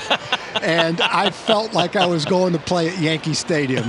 I'll never forget what it felt like to step up to the plate in our Little League in front of, parents, basically, for that first game. It was the greatest feeling. And, you guys played Little League, and I'm sure you shared that same feeling in that same moment. Yeah, that is awesome. I'm surprised to hear you, talk about it in those terms now, because you played in the big leagues. You played at such a high level, but the Little League, you still remember that feeling as a youngster. Absolutely. It's kind of where it all started. And back then, I grew up in Pittsfield, Massachusetts. My Little League days were probably 1958 to 1962. In Little League back then, it was 9 to 12. There wasn't any T-ball. There was no coach pitch.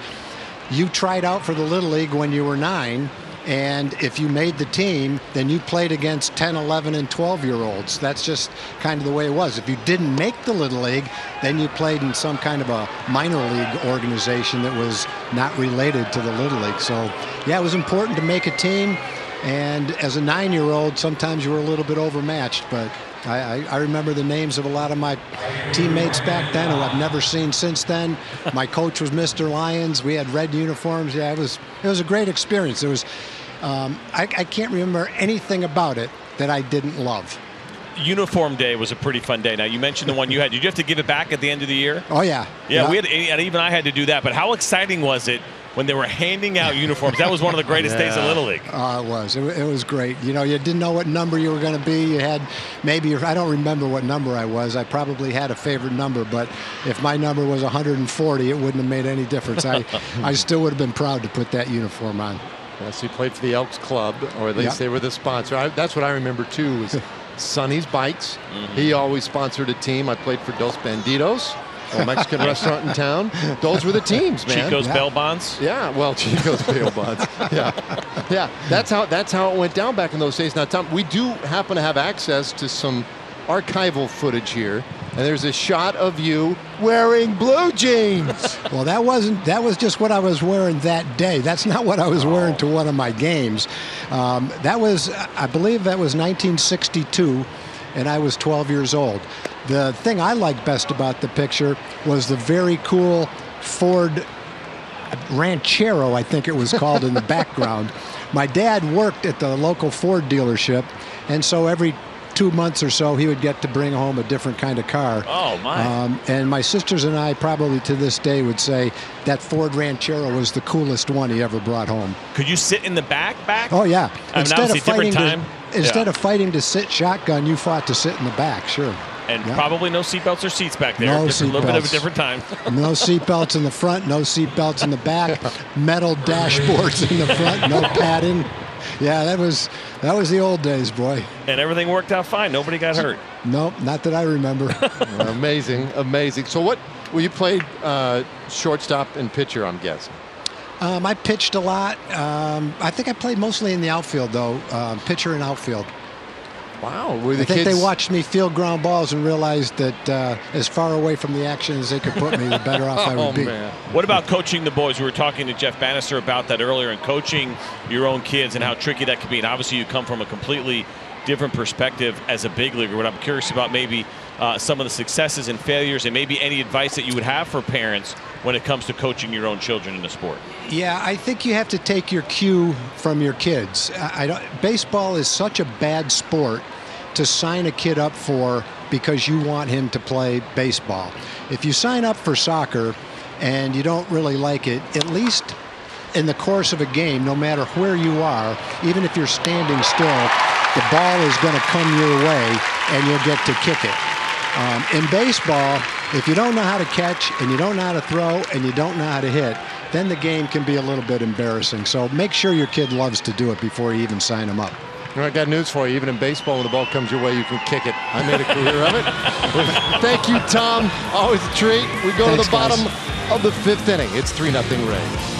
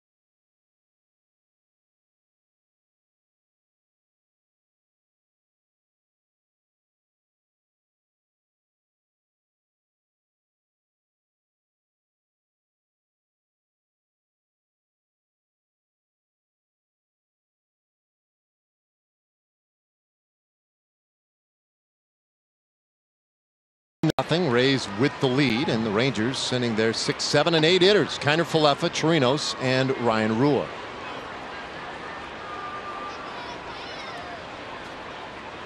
Blake Snell put up 4 goose eggs so far and gets a strike in there to Kiner Falefa. Snell looking for his 20th win of the year, and he's currently working with the lead. 1-1.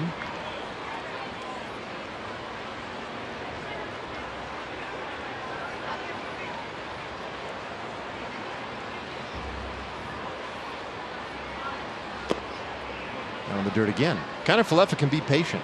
Ahead here, 2-1. Pretty rare to see an opposing pitcher win his 20th game in your ballpark. In fact, Rangers fans, fortunately, haven't had to witness that very often.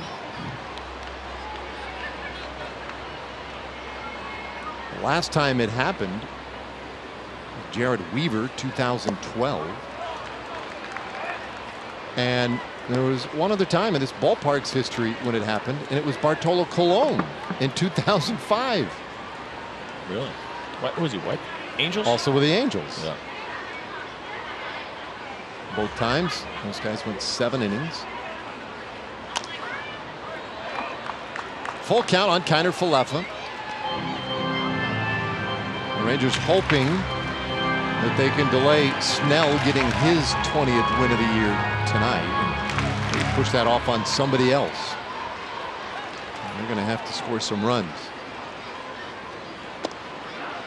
Inside, ball 4, and a good at bat by Kiner Falefa. Rangers have the lead man on. Time for a Chevy game break. Send it back to Rick Reynolds.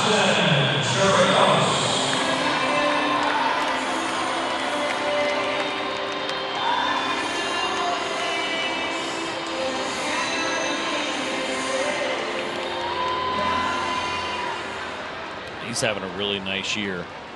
Paul DeYoung has done a good job for the St. Louis Cardinals. 19th home run of the season for him. Very quietly, I think a lot of the league not realizing they got another young superstar in St. Louis. Man on for Robinson Chirinos, who has the only Rangers hit so far tonight. Hey, so Tom wanted me to correct something. All right. From our little chat half inning ago. 1-0 pitch. Oh, Chirinos for a moment there showed bunt. Now this was the picture that we had of Tom in the blue jeans. He promises me again he was not going to play in the blue jeans that day, just a picture. That car in the background. He said, you know, the picture was 1962. He wanted me to correct that. He said the picture is 1960. Now I'm guessing that's relevant to the car. I gotta believe that might have something to do with the car. But anyway, that was the picture 2 years earlier than originally thought. As time called. A new car, he said, every couple of months, right? Yeah, how cool is that? Awesome. That was fun. And that looked like a cool one. Sit in the back. He probably thought he was the coolest kid in the neighborhood. Back of that car. Probably was the coolest kid in the neighborhood. That's a good point. 1-1. Man, that in the dirt. 2-1 the count. You had a car, certainly growing up, or your parents did anyway, where you sat in the back and had a chance to look out, right, at traffic behind you, whether it be a station wagon. We had a Pacer at one point in my life. I rolled around on the back of that Pacer like some we didn't have the station wagon that with the seat the bench seat that faced out, but we did have friends that had one, which is a pretty cool experience. And the whole window would roll down. Yeah, oh yeah. My dad had one cool car that I regretted that he got rid of. He had a '73 Dodge Charger, 3-speed, right on the steering column. 3 in the tree. Oh man, I wish he would have kept that car. I wish we still had it. I love that thing.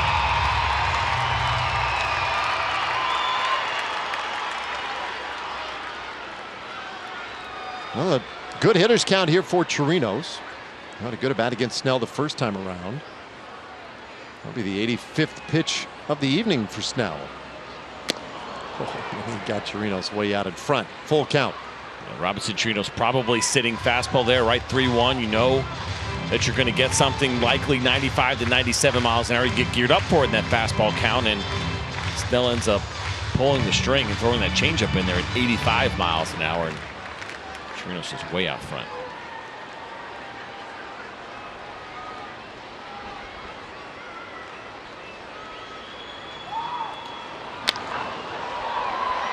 High pop-up out into right field.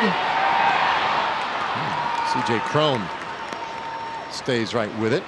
Man, nice play. We saw Robinson Chirinos look to square earlier in that bat. Well, Tony Beasley did a nice job of kind of walking us through the fundamentals. Take a look at what Tony showed us when it comes to sacrifice bunting. Now, if I'm out here, I'm already in fair territory. And this is what I want to work from, fair territory. So I want to get out in front.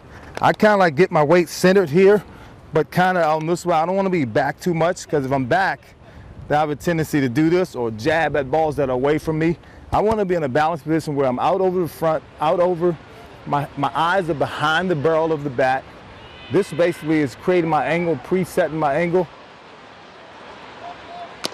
It's really important, the idea of keeping that bat still, creating angle, whether you're going to the first base side or the third base side. You preset it. You'll see some guys try to jab it out there a little bit late, and it's tough to be consistent when you do that. Your best sacrifice bunter shot, you're squaring early, you're giving it away.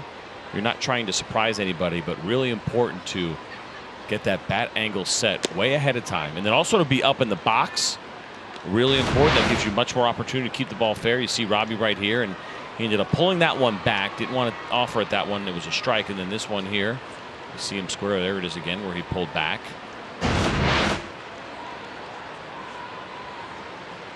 I'd say, you know, for some guys that they're not as comfortable going out there too early, or they don't want to give it away too early. How many times you see pitchers in the National League? I mean, they're squaring before the other pitcher is even set, like no surprises.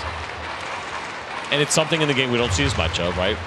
Kind of part of the analytics revolution, where the idea of giving up and out doesn't always play into your favor. But it's certainly not a bad idea when you're going up against a guy like Snell, who is really tough to score on, trying to get a runner in scoring position.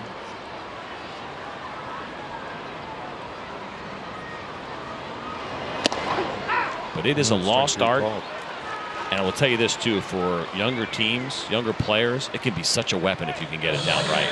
You don't even have to be a great runner, just a pretty good runner, and you can get yourself a lot of base hits at the youth level if you can learn how to bunt correctly. 2 outs with a strikeout. Gives us a moment to hear from the folks over at Southwest Kia. At Southwest Kia, we've made car buying easy. $250 down delivers, monthly payments $250 a month or less. SouthwestKia.com. 2 away. Kiner Falefa still at first after the leadoff walk. And Hanser Alberto, the hitter, 0 for 1. Now, you had 16 plate appearances in the big leagues. And I have you with 1 sacrifice bunt. Were you asked to bunt very often? No, I was actually surprised first time around the National League. I think I got 10 plate appearances and didn't have to bunt once with the Reds. Is that right? 1995, 10 plate appearances, no bunts. Yep. Fly ball, center field. Back is Kiermaier. And just enough room out there, and the inning is done. So the Rangers got a lead man on, but can't move him. We go to the 6th inning, 3-0.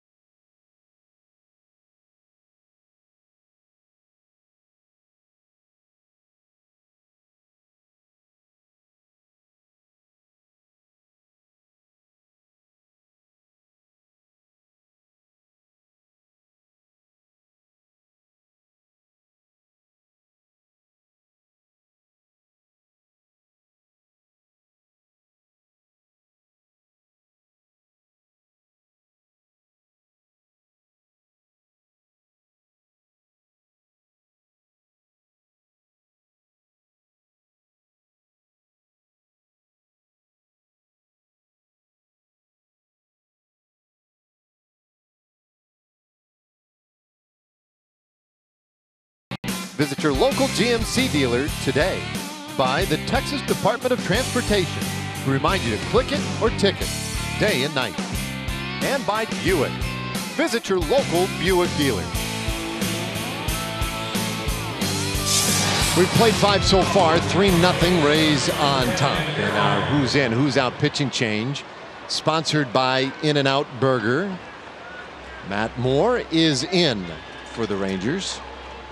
Giovanni Gallardo is the man who is out after 5 innings pitched for Gallardo.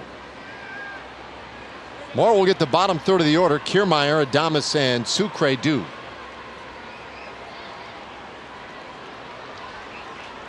You see those numbers there, 33 games on the season for Matt Moore. A lot of those came in the rotation, but he has been in the bullpen for a while. We have seen some good outings from Matt Moore. I mentioned this when we see him come out of the bullpen. When the curveball is on, he has looked really good. The fastball plays up a little bit more. That's been a pretty good key to his success when he's had those good outings coming out of the pen.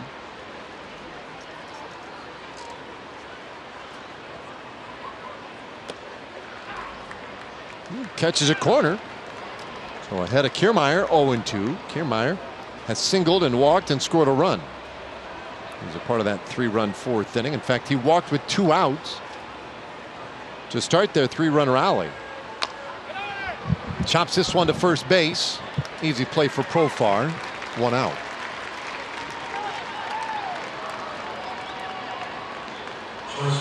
Now our last post-game fireworks show of the season coming up on Friday. Rangers and Mariners in the opener of that series. After the game, fireworks set to the 2018 season highlights.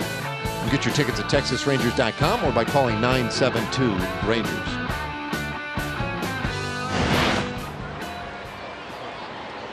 That little guy's having a pretty good night. Best seats in the house right there.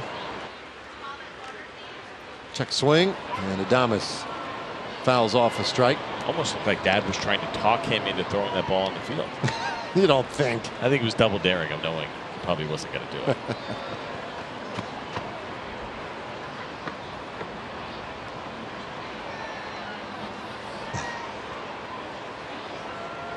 Adames turns this one down to third base.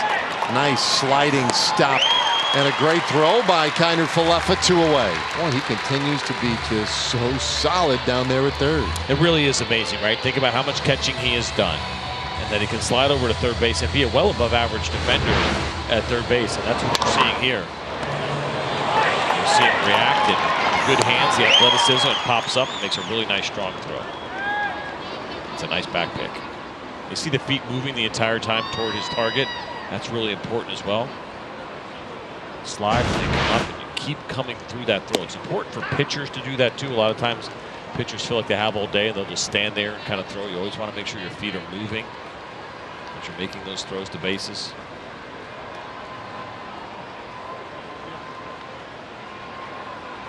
Now 2 gone. Sucre singled, doubled. He's fouled this one off. He's in a hole 0-2. Moore taking over in this 6th inning for the Rangers.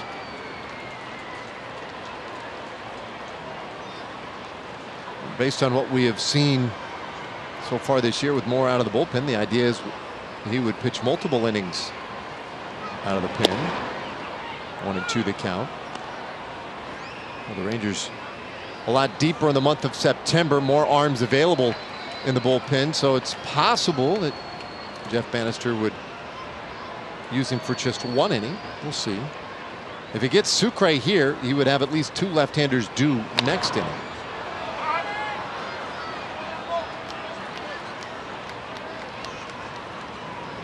Began the year in the rotation. Moore now pitching out of the bullpen. I'm just hoping that there is maybe some success to be found there for him. Did not go as well as everyone had hoped as a starter. 1-2 pitch, and Sucre stays alive.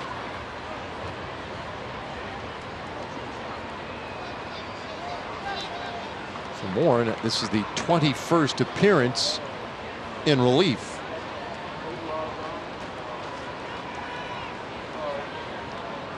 Moved to the bullpen in mid-June. He's held opponents to a .230 batting average since that change. 1-2 pitch. Oh, that's very high.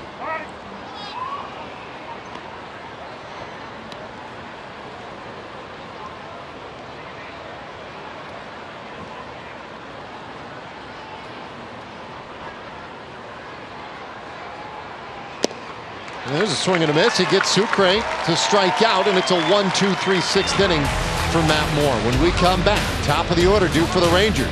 Delano to Shields, Jurickson Profar, and Elvis Andrus to see if they can get some run support.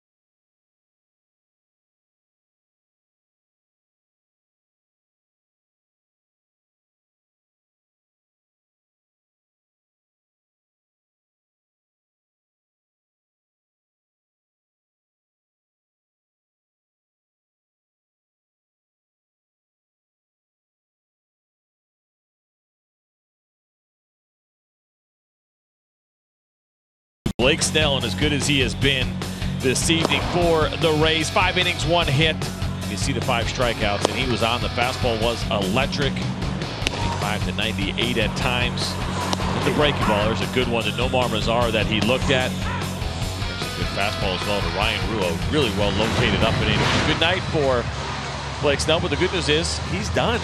And certainly the Rangers lineup is happy to see him gone. And Chaz Rowe will come in and take over game number 57. He has had a very nice year for the Tampa Bay Rays. It's a fastball slider combination for Chaz Rowe, and a fastball that sits around 92 miles an hour, and that slider has been averaging around 82 miles per hour. So a little bit of a different look now for the Rangers lineup.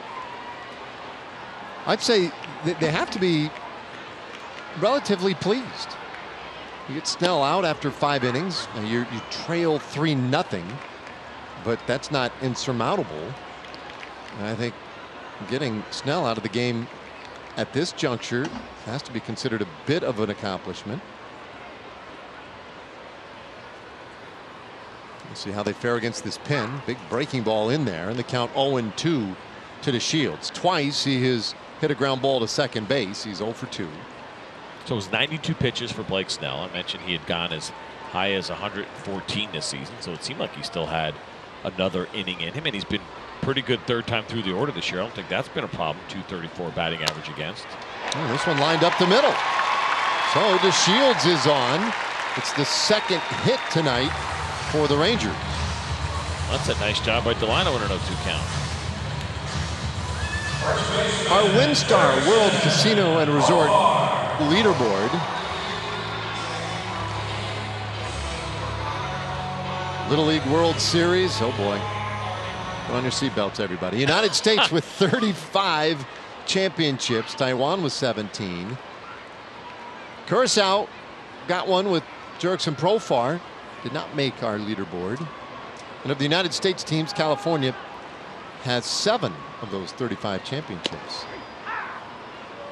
That's American dominance. But right. Profar was the champ. And he was one heck of a pitcher. Of course, he had the big home run in the championship game. That is a great photograph right there. Good extension. Look at the head right on the target.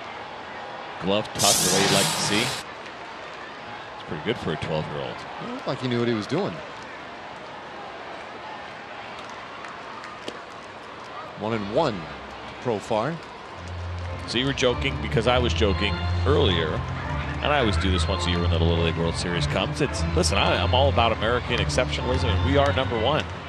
But we also kind of rigged the Little League World Series a little bit. We're always in the finals. There's always a United States team in the finals at home. That's pretty good odds. I like that. I like how he set it up. Well, this ball blasted out to left field, but Tommy Pham is there.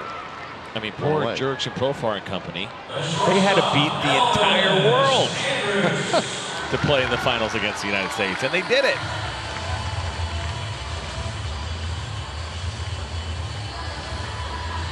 Well, we want to invite you to be here on Saturday. It's the last Saturday night home game of the year, Rangers and Mariners. A 7:05 first pitch.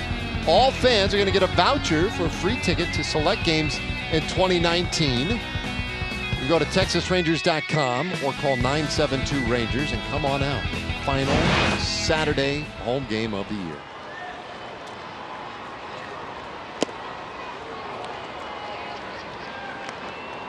All right, Andrews takes high here. Elvis has been on both times, reached by an error, and he has walked. Man on with 1 out. Rangers trail by 3.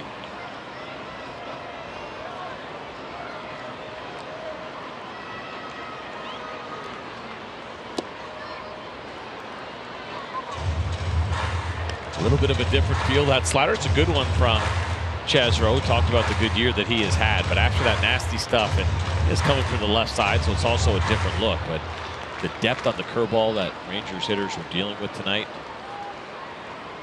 And Blake Snell, that was a tough one. He was locked in. They did a good job, though, of getting that pitch count up, which contributed to him getting out of the game a little bit earlier.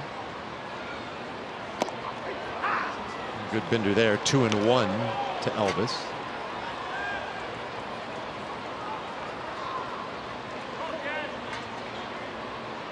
Not sure Elvis loved that. That was a pretty good pitch.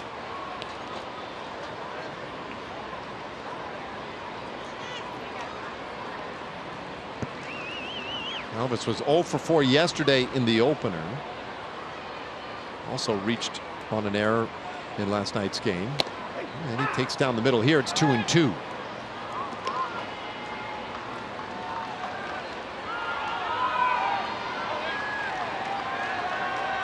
Southwest Airlines bullpen live look, and the Rays, look, they're not afraid to throw a lot of different pitchers at you on any given night. Did you say that we are beaking in the bullpen? I didn't. Oh, I thought that's what you said. Let's take a beak in the bullpen. No. It's a 2-2 fouled away. Put one to your head. I'm never. Even Elvis is shaking his head.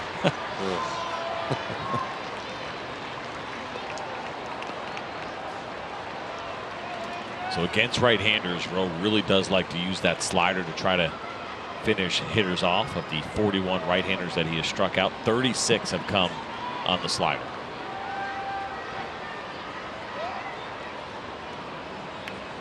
This ball hit hard to third. Snared down there by Duffy, and he'll throw across the diamond for the double play. Yeah, that will have everybody shaking their heads. Inning over. No runs, a hit, nobody left. We go to the 7th inning. It's 3-0.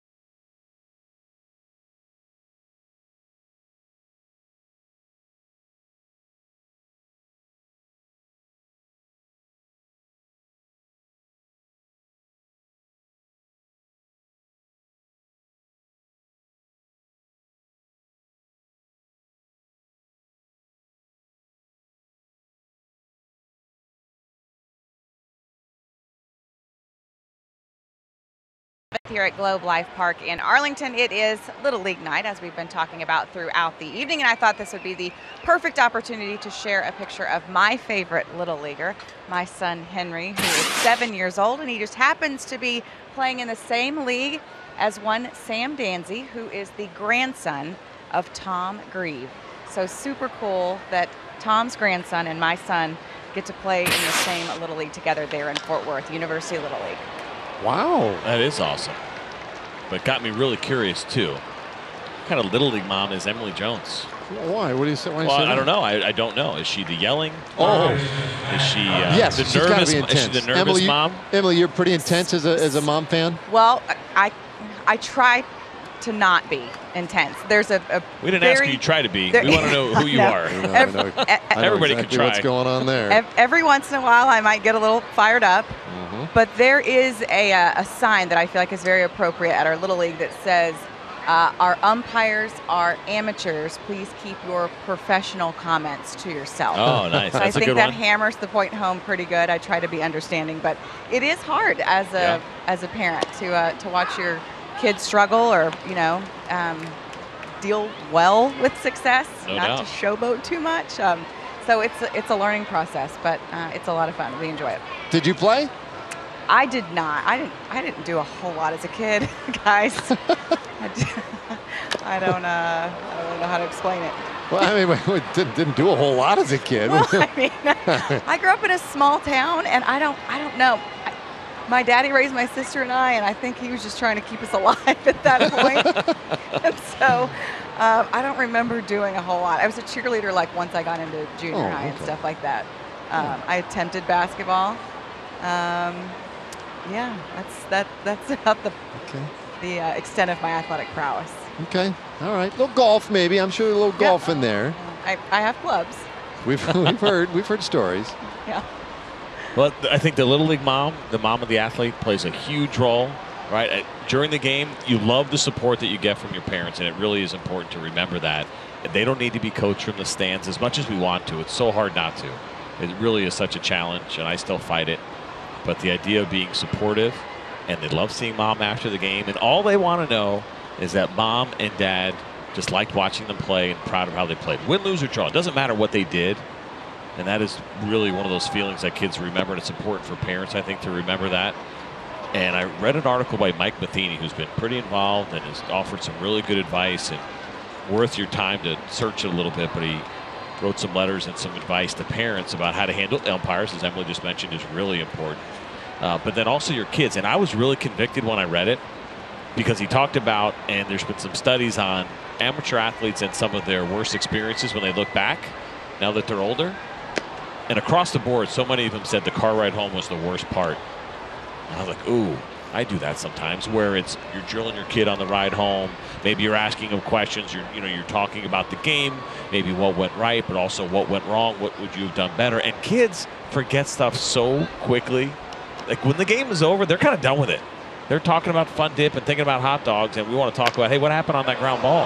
How'd you miss that one? Or what you want to talk about it. So it's really a challenge, and I challenge parents to think about that after any sport, any game, any event, daughter or son, it doesn't matter. And think about your behavior and what you say to your child after the game, but especially on that car ride home. It's tough to not want to talk about the game. Let them lead the conversation and see where it goes.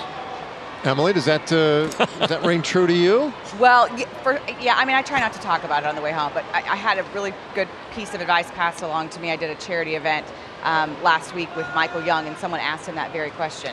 And he said that he makes it a rule to not talk about the game with his kids while they're in uniform. So if they're in uniform, you don't talk about the game. And so that's kind of a rule that he has passed that along. And I thought that was a pretty good lesson.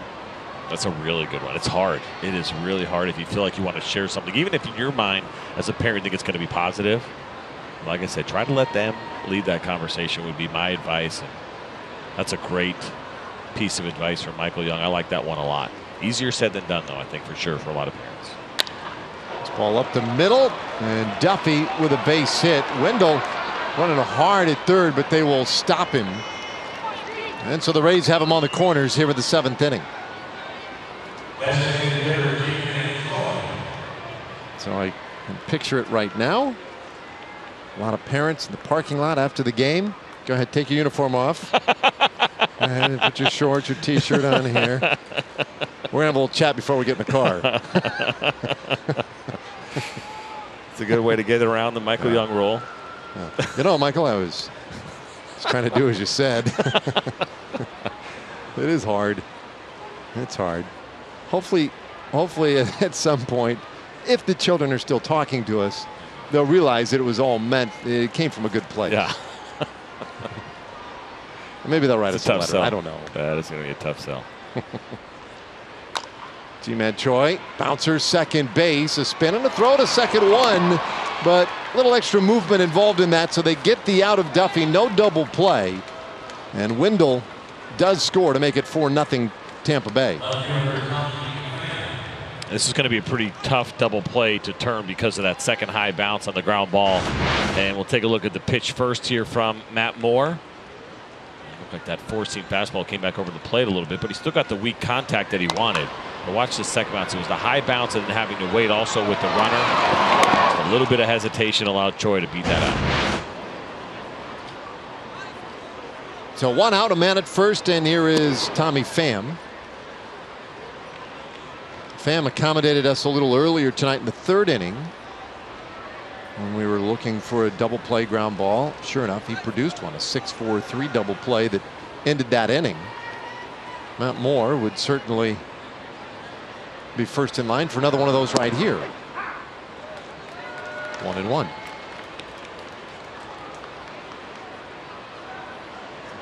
So when you were playing professionally, was there a good time to have a conversation with you about things that happened in the game?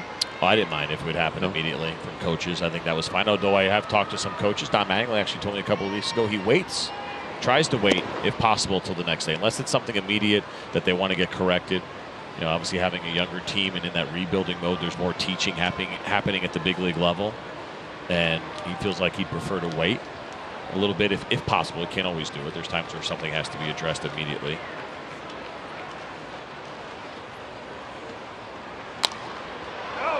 Puck foul out of play. It's 2-2 on Pham. But I think going back to that umpire part, that's a tough one too. No kid likes listening to his dad yell at the umpire or his mom yelling at the umpire. And it can get pretty vocal and it can get very uncomfortable. And I think that's another area of restraint as parents that we can be a lot better, make that experience a lot better for our children. There's going to be bad calls. They are Little League umpires. That's a tough gig. It is. It's a tough gig. And I do remember as a kid, that's one of my enduring memories of Little League baseball was Mr. Dishman. He was a local police officer. And boy, he was a head coach for a Little League team. And he was just awful to the umpires. He was so hard on them. I never had him as a coach. He was an opposing coach, and I was always embarrassed on the field. I mean, it was ugly. And he did it every single game. Yeah. It's amazing, right, that you still remember that and how uncomfortable it made you, and it wasn't even your coach. It's the same for kids. They don't enjoy that. And then you're also teaching them that too, which you prefer not to do, right? Even, you know, good, bad, or indifferent. You know, yes, you can yell at some umpires once you get to college, maybe a little bit in high school, maybe. It's going to happen, but up to that point, I think the idea of teaching them the idea of respecting all officials regardless of sport is really important. Now 4-0, Rays on top. Choi over at first. And for more, this will be interesting. See how much longer he goes. His 3-2 pitch, and this one out toward right field and drops in there for a base hit. And Choi stops at second. Pham with a base hit. So we had a little base running tutorial for you, and I was actually just doing this with our team the other day. 11-year-olds running through the bag and what you're supposed to do, where you're supposed to hit the base. Tony Beasley runs us through that. The basic thing is hit the front center of the bag. I mean, that's in a perfect world. Hit the front center of the bag. Stay away from the edges of the bag. I don't care what foot, but try to hit it front and center and then accelerate through the bag. After you pass this bag, you kind of break it down and look to your right. If it's an errant throw, then we can shut it down and try to get our momentum going towards second base. If you hit the sides of the bag, there's a chance for this to happen, that to happen. If I hit the top of the bag, if it's wet, I can slip.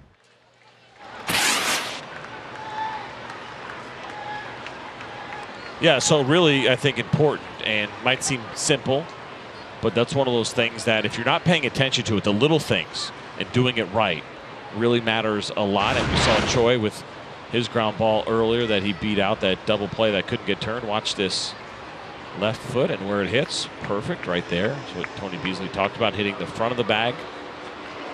You don't want to get in that situation where you hit it wrong, and how many times have we seen that happen? Some injuries. We saw, was it Bryce Harper 2 years ago when he caught the top of the bag? Yeah. When he went down. Slid, right. It was a little wet and it was right on the top of the bag. And you know, listen, you're flying, you're getting after it, you're trying to get down there as fast as you can, but you really, in a perfect world, as Tony Beasley mentioned, you are going to either shorten that last step or whatever it takes to make sure that you get the front of the bag. That was a big one. After the base hit, 2 men on and some changes, but first this Sunday, it's Fan Appreciation Day. Fans get a 2018 Rangers team photo, complete with next year's schedule on the back, plus a voucher for a free ticket to select games in 2019. You're not going to want to miss all the prizes.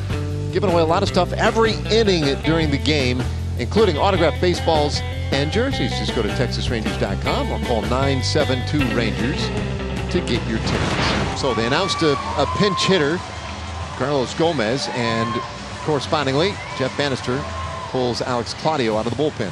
There are the numbers for Alex this year. Game number 61, 62 2/3 with those 37 strikeouts. It's fastball, sinker, changeup, and slider. And of course, pretty much all of those fastballs end up being the two-seam variety. The sinking fastball, we know the great changeup that Alex has and does such a great job. And you may say, well, is this an ideal situation? Well, he does a nice job of keeping right-handers off balance, and that's going to bring us to our Built for Baseball, which is brought to you by T-Mobile. And we talked about this before the series started.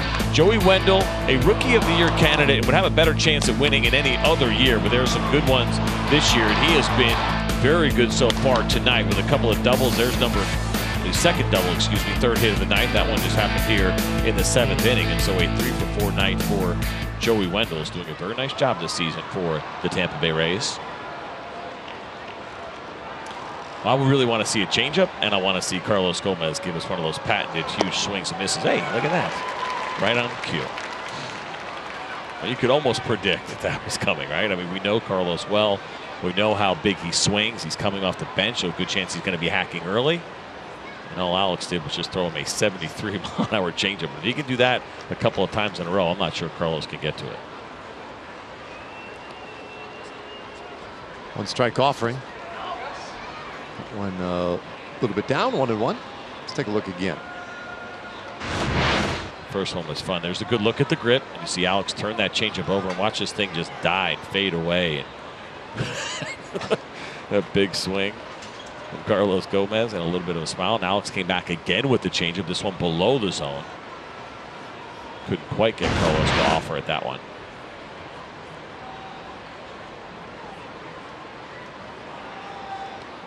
Troy at second, Pham at first. 2-1. So Gomez taking a seat really to allow the young kids a chance to play. His bat cooled down quite a bit.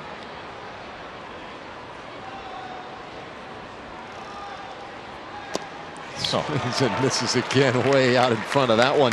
2-2. Think about how many times Carlos Gomez sat in center field and watched Alex Claudio do this to hitters. He's seen it. He's had one of the best views in the house, and this just goes to show you how it doesn't matter. You can watch all day long, but you actually have to get in there and see it. And Alex has got some options here if he wants to do it again or try to get sneaky with the fastball.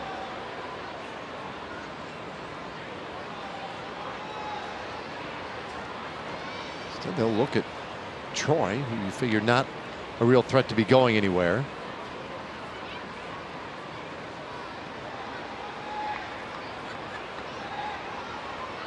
Gallardo went 5, more an inning and a third. And now Claudio. 2-2.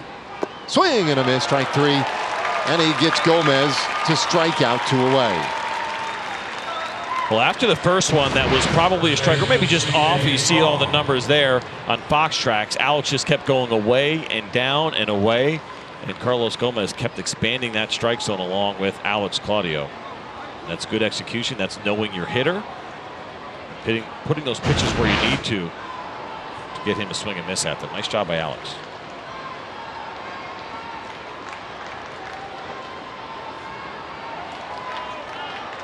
So at 2 away, C.J. Cron. We'll play him straight away on the infield, and he'll take low and in for a ball.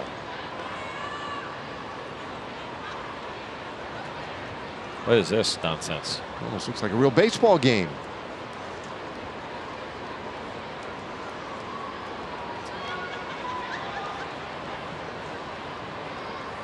A little shade up the middle there by Alberto at second base. He's trying to keep the runner close. And the pitch on the way, a swing and a miss. It's 1-1. Really is amazing to watch Alex when he is on, and how he can take some power right-handed hitters and some good hitters and really make them look foolish with that changeup. I mean, they know the scouting report. They know what they're going to see. And it's just so difficult to be able to stay back when he's got that thing working really well.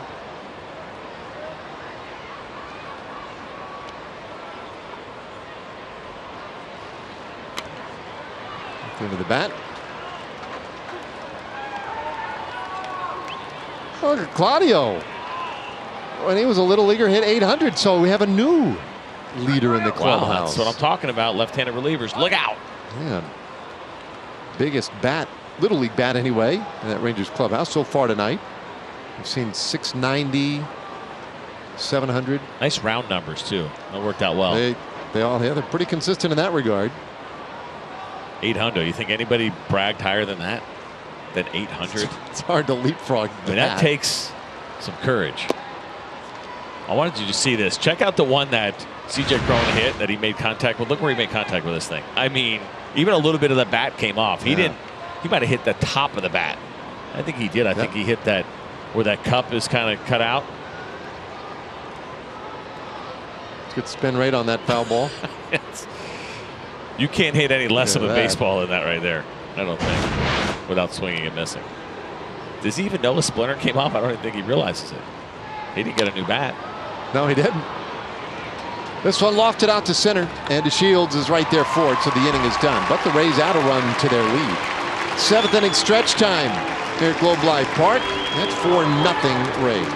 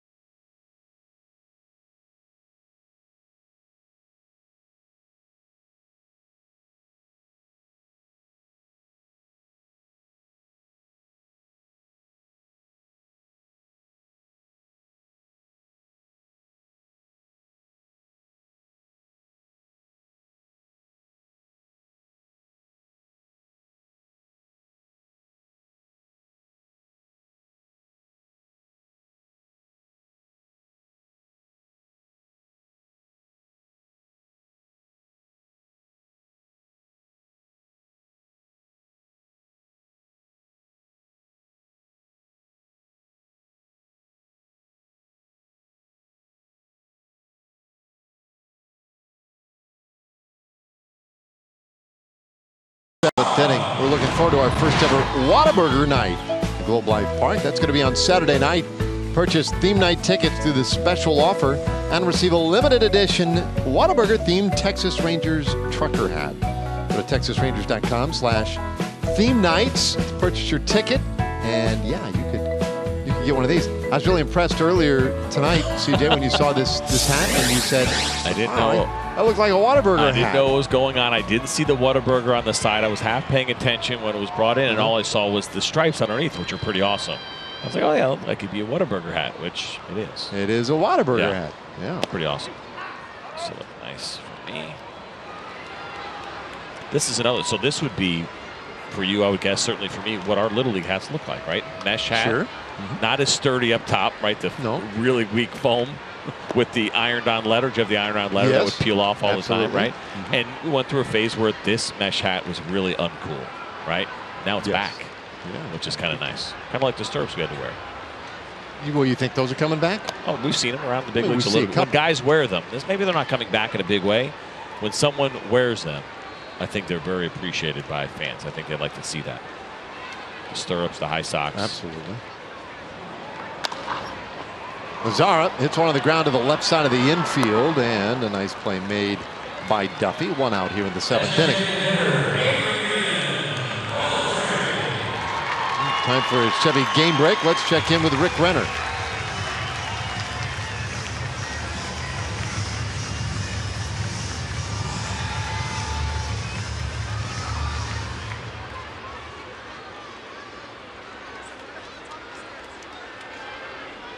Thanks, Rick. A new right fielder for the Rays. Carlos Gomez stays in the ball game and takes over out there. Jalen Beeks up high on Beltre for ball 1. Game number 12 here for Beeks, both with the Red Sox and now here with the Tampa Bay Rays. Wow.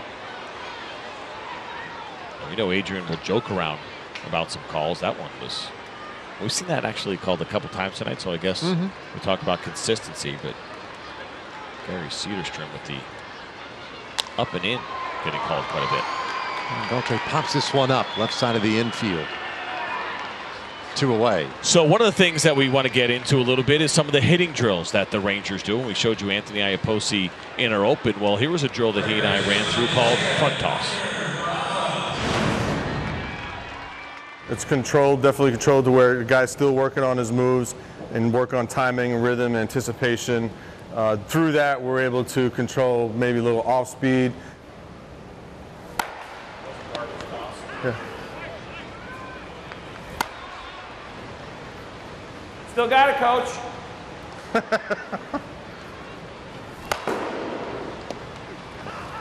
I'm a big fan of that drill. I like that. I want to do it with the kids a lot as well. It's not very hard, obviously, in velocity. You're throwing underhand, but it's a nice controlled setting in which you can work on your swing. And Anthony Iapoce had told us about 5 paces from home plate is where you want to be. And it's much easier to throw, obviously, too, and be a little bit more consistent.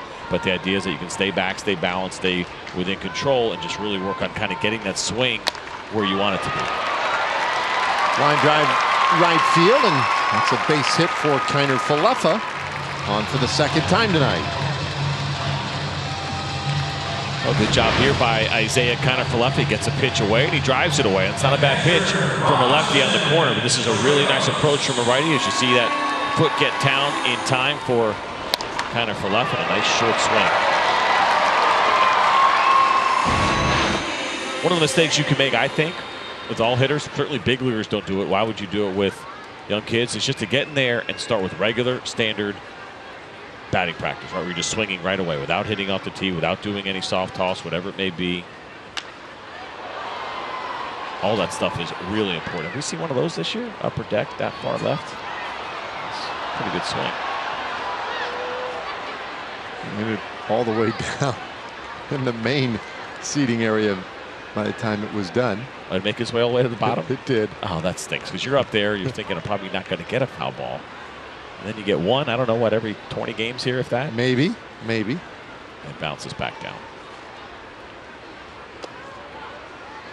1 ball, 1 strike on Chirinos. Oh. He was a 700 hitter in Little League. That's a great note on the bottom. Won the batting title. I mean. What? I didn't even know they did that. A batting title in Little League. Maybe a little different in Venezuela where they're handing out the, wonder what they would have called it then. Wasn't the Miguel Cabrera Award yet.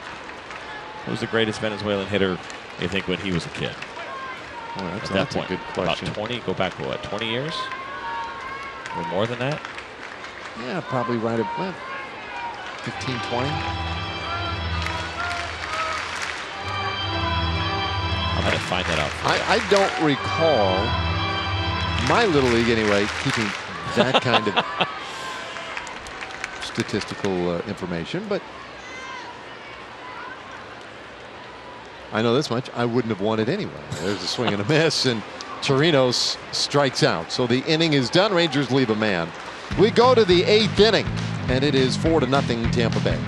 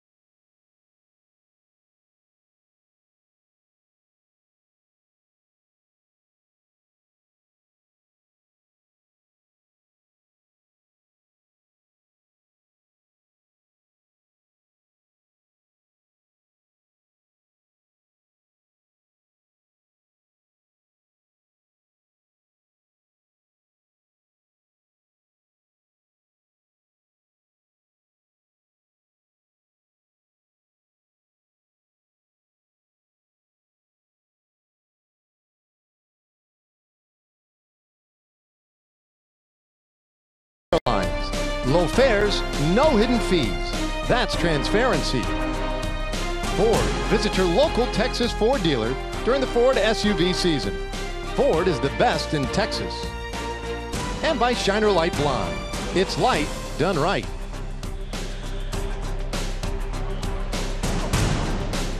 Eighth inning. It's 4-0 Rays. A little more than a half moon out there. Well, Rays sending the bottom of the order. Kiermaier, Adames, and Sucre.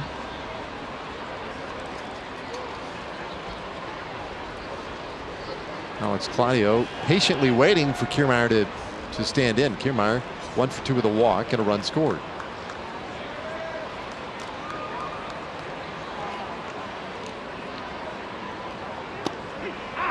We opened this series last night. Tampa Bay won 3-0, held the Rangers to 2 hits. Tonight, they lead 4-0 and have held the Rangers to 3 hits.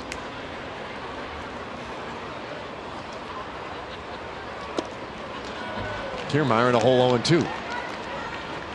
It's a good slider there from Alex Claudio. He's got that good one that he can sweep to lefties. We talk a lot about the changeup and the fastball, but the slider's been effective pitch against him, excuse me, for him against lefties.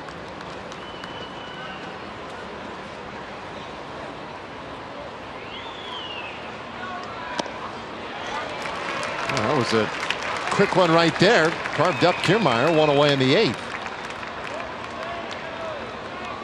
Let's get to our Southwest Airlines player breakdown and take you back to this home run in the 4th inning from Willy Adames. That good high leg kick, but look how the head stays still. It's one thing to have a leg kick, but you got to keep the rest of that body still. Don't get out of whack. He certainly did not. Get that one out on Queens Hill in dead center field. Well, that swing scored the first 2 runs of the game. They would add a run later in the inning and then another in the 7th. 4-0 Tampa Bay. 11 hits so far tonight. Gallardo went 5. Matt Moore an inning and a 3rd. And now Claudio has retired all 4 batters he has faced. 2 down here with the 8th inning. Well, follow the race to the postseason on MLB.tv. For $25.99, you can watch every out-of-market regular season game. Plus, get a free subscription to MLB At Bat Premium. Just go to MLB.tv to take advantage of this limited time offer. Okay, 2 gone, and here is Sucre.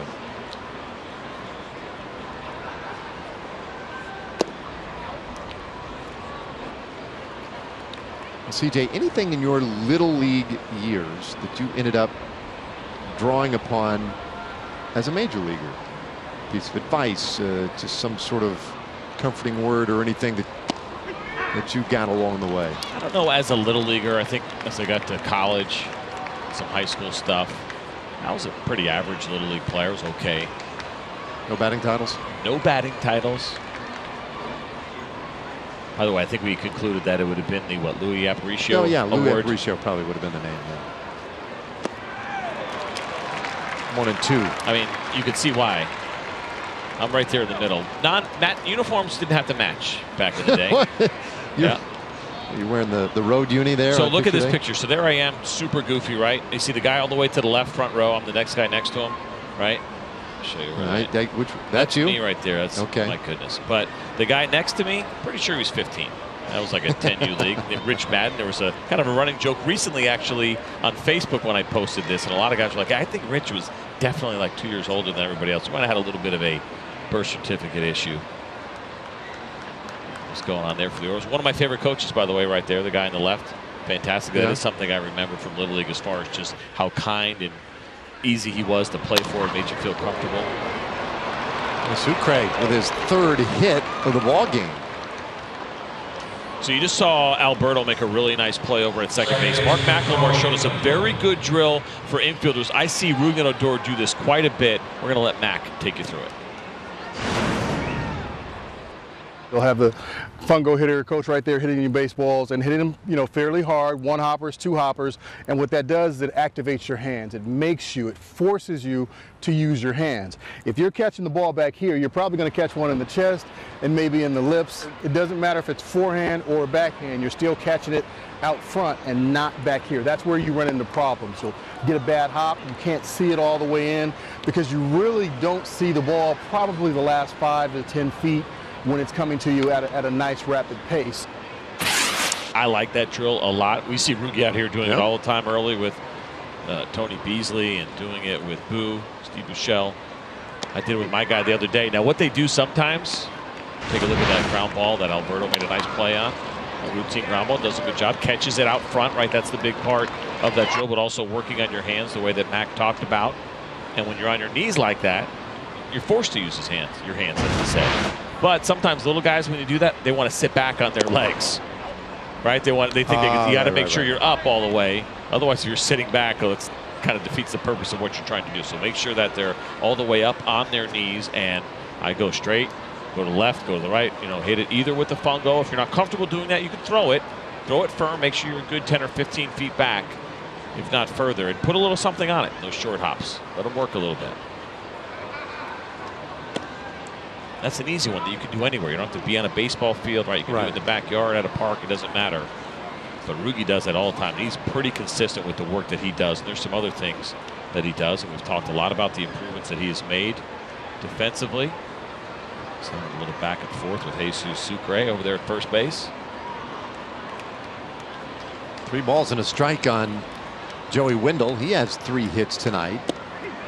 And he takes one right there. It's a full count.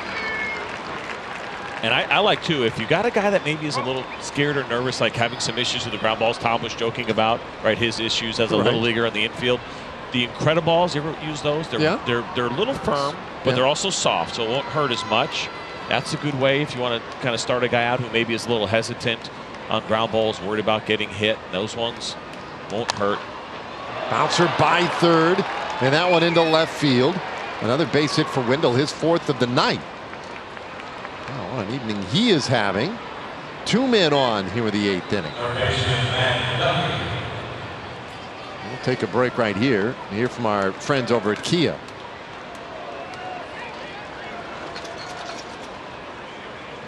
At Kia, get America's best value backed by a 10-year, 100,000-mile warranty.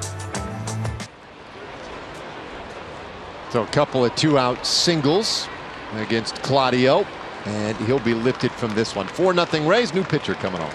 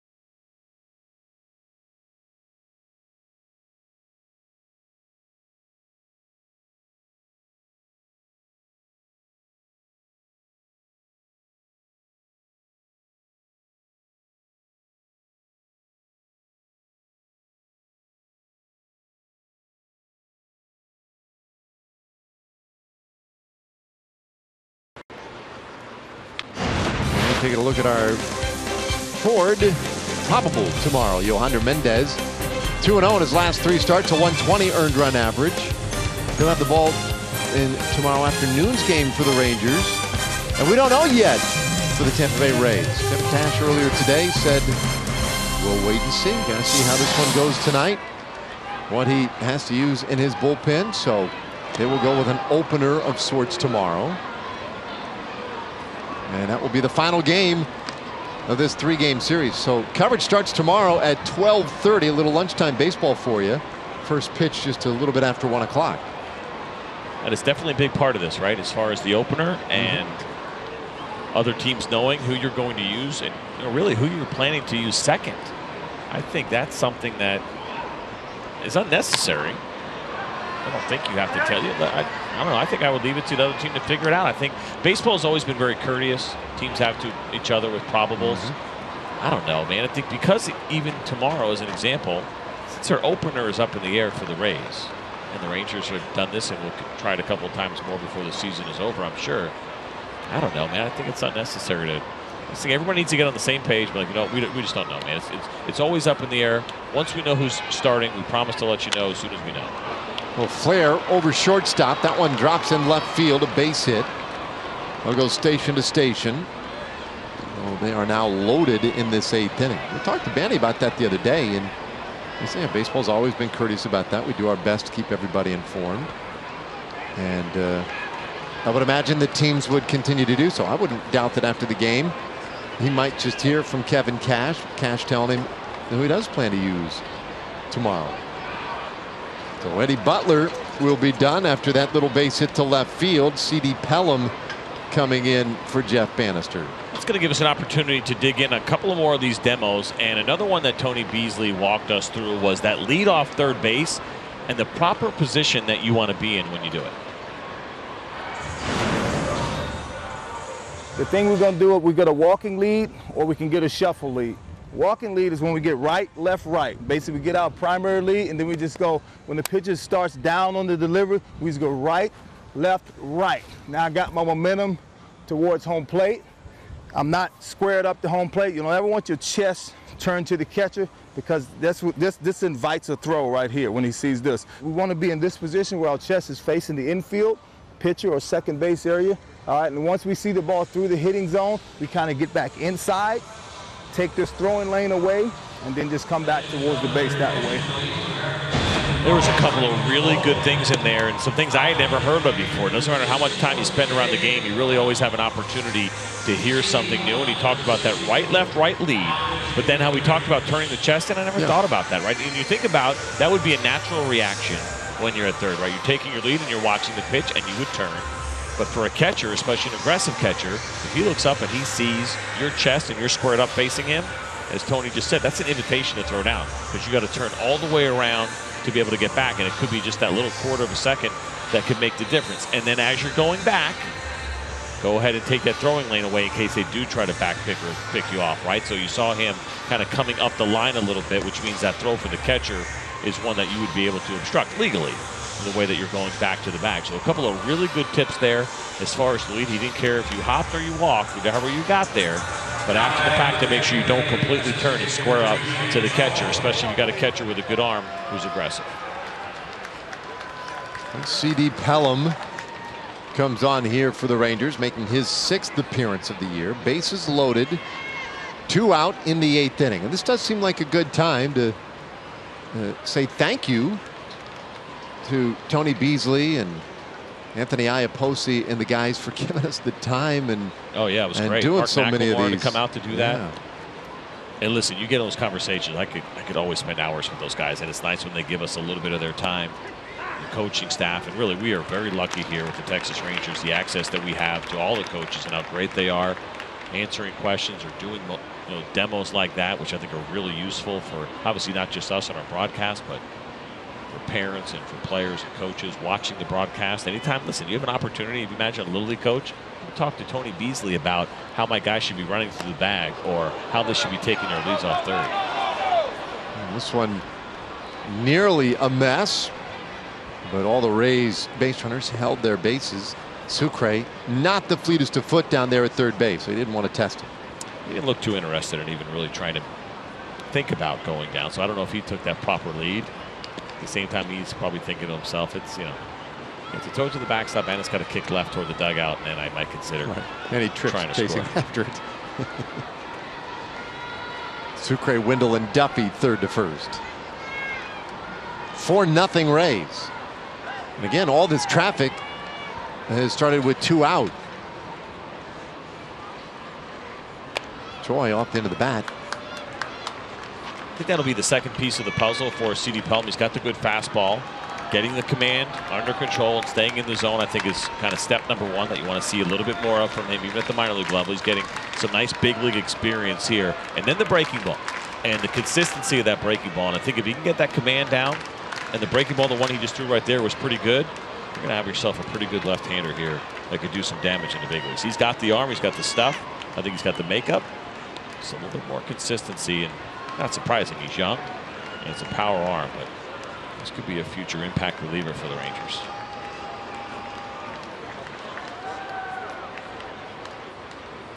One-two. A swing and a miss. Strikes out Troy with the bases loaded. Nicely done, C.D. Pelham. And that'll take us to the bottom of the 8th inning. Rangers offense still looking for some life here tonight, 4-0.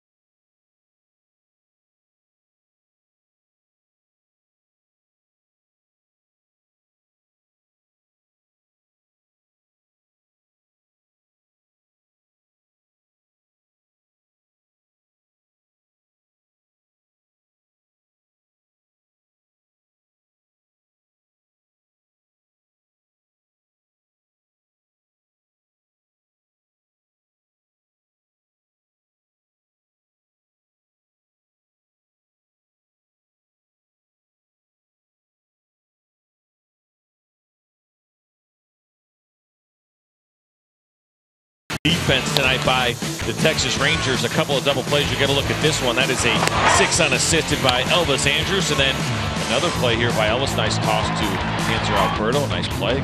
6-4-3, and then this one right here, another 6-4-3. The defense, the great defense of the Rangers continues, and with a couple of guys that don't get that regular playing time. Alberto at second, and Jerks and Profar over at first. Well, first pitch here in the 8th inning. Rua flies out to short center field, 1 away. Bring up Hanser Alberto.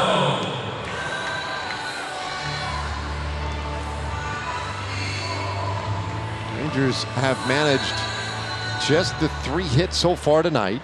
A single by Chirinos in the 2nd inning. Single by Delano DeShields in the 6th. And kind of Falefa had one in the 7th. Amazing. They have 14 hits to the Tampa Bay Rays tonight. Those double plays obviously have done a good job of slowing things down. And this ball out to the gap, left center field. That one will roll to the fence. Extra bases for Alberto. He has a lead, or rather a 1-out double here in the 8th. A good stroke there by Hanser Alberto, and a nice job on the base running. And Tony Beasley talked about this with us. Gave us a good demo about taking turns at first base. Ideally, you want to hit it with your right foot and propel yourself towards second base. I always think the last base should be as close as possible to a straight line. I like to gradually get my angle, and when I hit the bag, I want to hit the inside corner of the bag with my right foot and just kind of push myself here. And we try to create a shoulder lean, kind of lean yourself inside, boom. That way I'm in a straight line to my target. I like that one too. Another good little tip there with that left shoulder as you kind of dip that in a little bit to help you create that momentum. Fly ball to center. And Alberto holds second base. I'll take a look at Hanser Alberto on that turn. Now, we talked about trying to get it with your right foot if you can and creating that straight line. Now, at that point, Alberto, as he was coming around first, was pretty confident that it was only going to be a double, and so he didn't go as hard as Tony was talking about. But if you got a, questionable double where you got to go hard, the idea of creating as much of a straight line as you possibly can, that means you take a little bit of a bigger turn maybe at first base, and so you're creating that momentum. But I like the shoulder part. That's another thing I'd never heard about before. Dropping that left shoulder just a little bit to help keep you on the inside, create some momentum towards second base.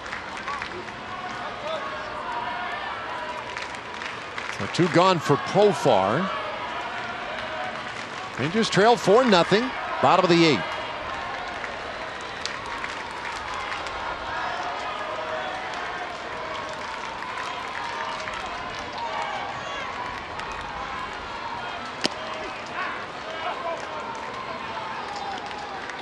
And 1. So Beeks pitched to scoreless 7th inning. Give up the hit to counter Falefa. He's giving up the double to Alberto here and trying to make it 2 scoreless innings.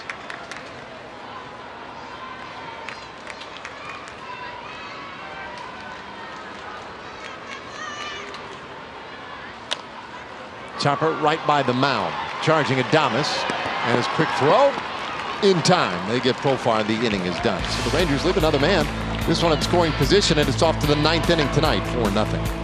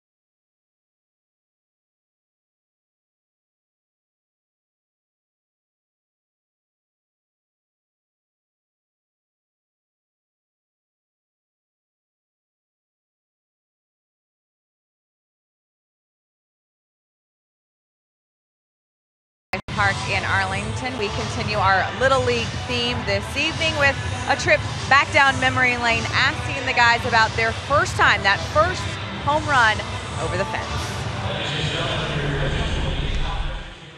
Do you remember your first over the fence home run? Yes. Tell me about it. I was 10 years old.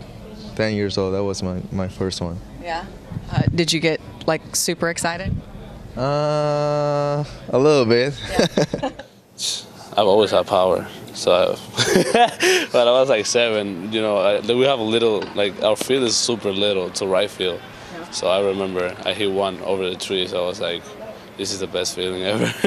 I was 13 years old, yeah, 13, about to turn 14, before I went to the academy. What a sign, yeah. Dead center? No, right center. Yeah, spring training last year.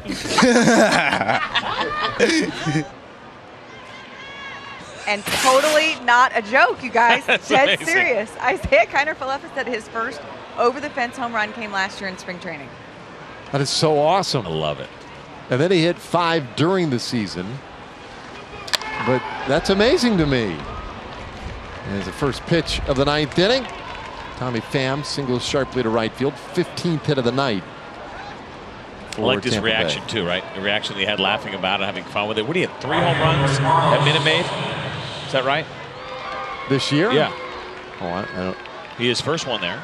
Okay. He had at least the second one there. I think he might have 3 home runs there. What's he have on the year? 4? Well, let's see. Kiner has 4. Yeah. I think. You think 3 of them? I do. Are at Minute Maid Park. Huh? Give me a second. I'm on it. No hurry. Ooh, inside in. Gomez. That one almost got him. He's been hit 20 times this year. That is correct. 3 home runs at 3 Minute Maid of them Park. at Minute Maid Park. He That's joked crazy. about how it was small and built for him. That's what he said on the field.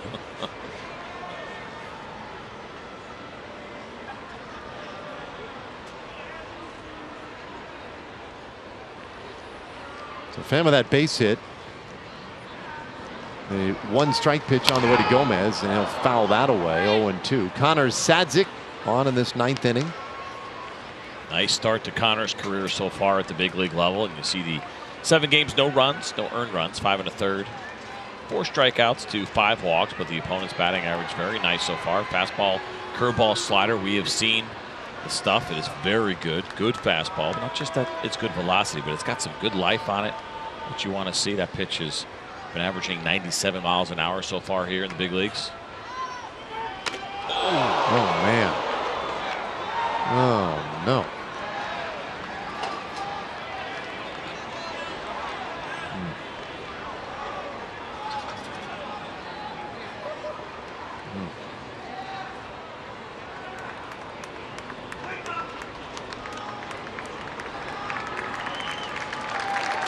Thank goodness he's all right. 21st time he's been hit this year.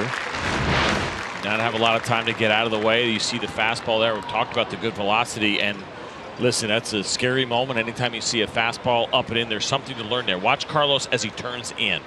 That is extremely important. Sometimes we'll get guys, the reaction is to turn forward a little bit. Very scary moment.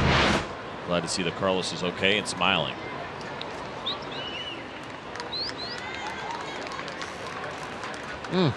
All right, so 2 men on here in the 9th inning. Just flexing. Oh my goodness.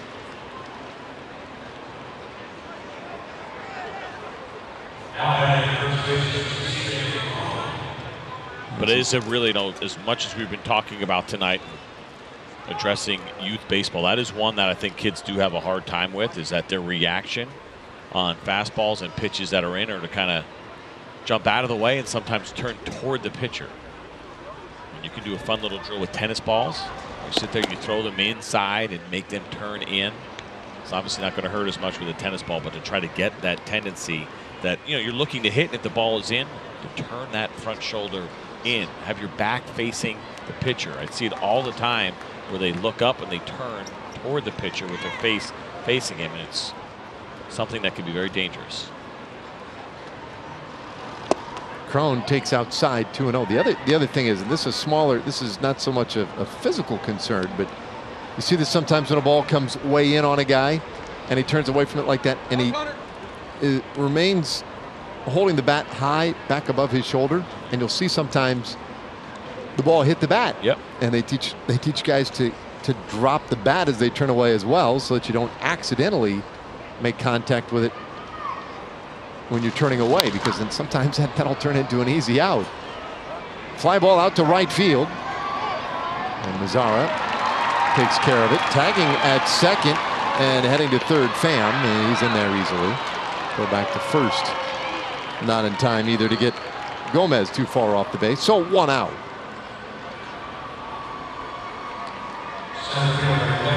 It's a good job here by Nomar Mazzara in these situations. When you have high fly balls, you know there's a chance that there's going to be a play. You want to make sure you get behind the baseball and come through it. So you see Nomar right here. So as he's catching it, he's coming forward so he can get some momentum on that throw. He does a good job of hitting his cutoff man which kept Carlos Gomez at first. If you don't hit the cutoff man right there, Carlos Gomez is gone at second base. You see him coming off aggressively, just hoping that ball was going to miss cutoff man in that spot so he could keep going. If you have enough time, you need to get behind that baseball so you get a good throw. Gomez takes off for second, and he'll have a steal easily.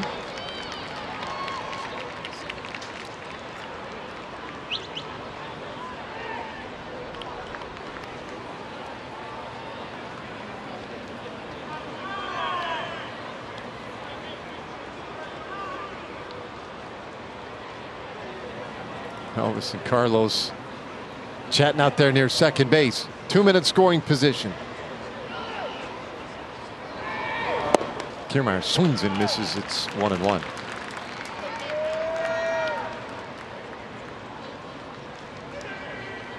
Base hit, a walk, and a run scored today for Kiermaier, 1 for 3. Rays trying to continue an incredible run for them. 83 wins, 66 losses.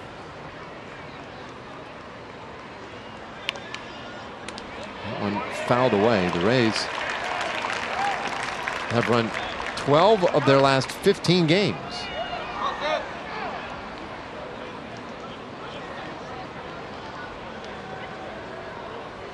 You know, the other thing you worry about when you get a situation like that, of course, all concerns are first toward Carlos Gomez, but then also for Connor Sadzik, too. Right? When you throw a pitch like that, feel pretty bad about it. And it's very easy to get tentative as a pitcher after the fact. And he wasn't even trying to go in there. They're actually trying to throw that ball just kind of above the zone. There was no intent to go in. It got away from him. But when the time comes to go in, he can't afford to be tentative. What picks up a strikeout of Kiermaier? So we had a situation where in that spot with Kiermaier, he's trying to get the ball in the outfield and potentially drive a run in with a sacrifice fly. Tony Beasley showed us the proper way to tag up at third base.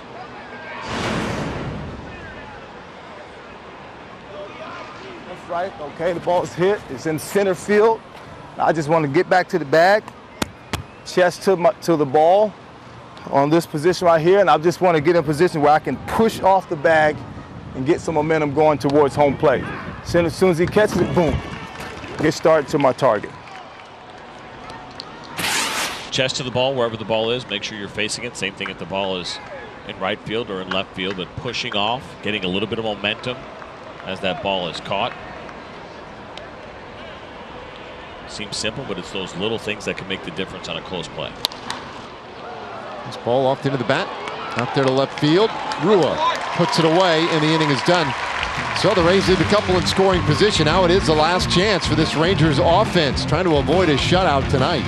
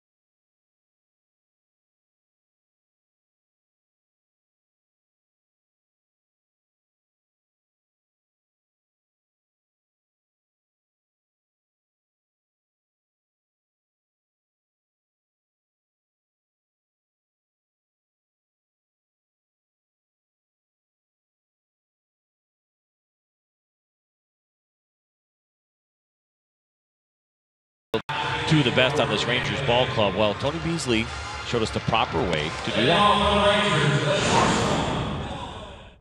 Bunting for a hit, we're taking a shot. So exactly right. Unless he's playing us way back and just giving it to us, then yeah, we want to be closer to the edges. Fundamentals of it as a setup, kind of a hitter sets up the way he normally sets up. He kind of waits till the ball's pretty much right out of the release point, and boom, he kind of just steps back, just kind of gets soft here, and just gets his angle and bunts it. I try to put either X's or circles. I'll use X's today. Now, as opposed to focusing on where I want the bunt to end up, I try to minimize it to right here. Make everything close. Give them a target to hit directly in front of them.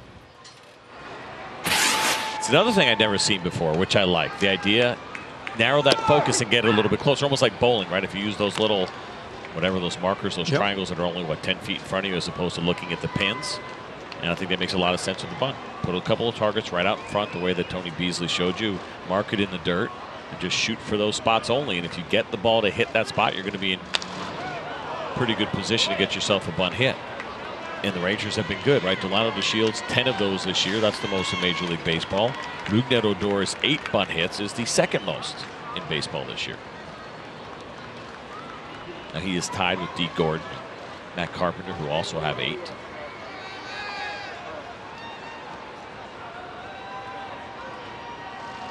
Andrews starting off the inning, and Ryan Stanek, oftentimes an opener for the Rays, coming on here in a 4-0 game in the 9th.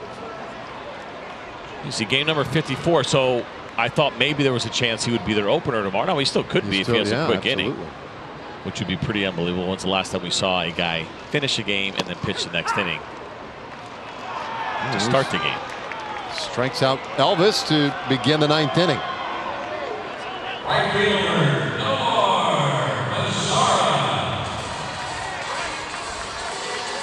So Stanek, the 4th pitcher of the day. Blake Snell, 4 shutouts. Chaz Rowe and Jalen Beeks chipped in with 3 shutouts combined, and now Stanek.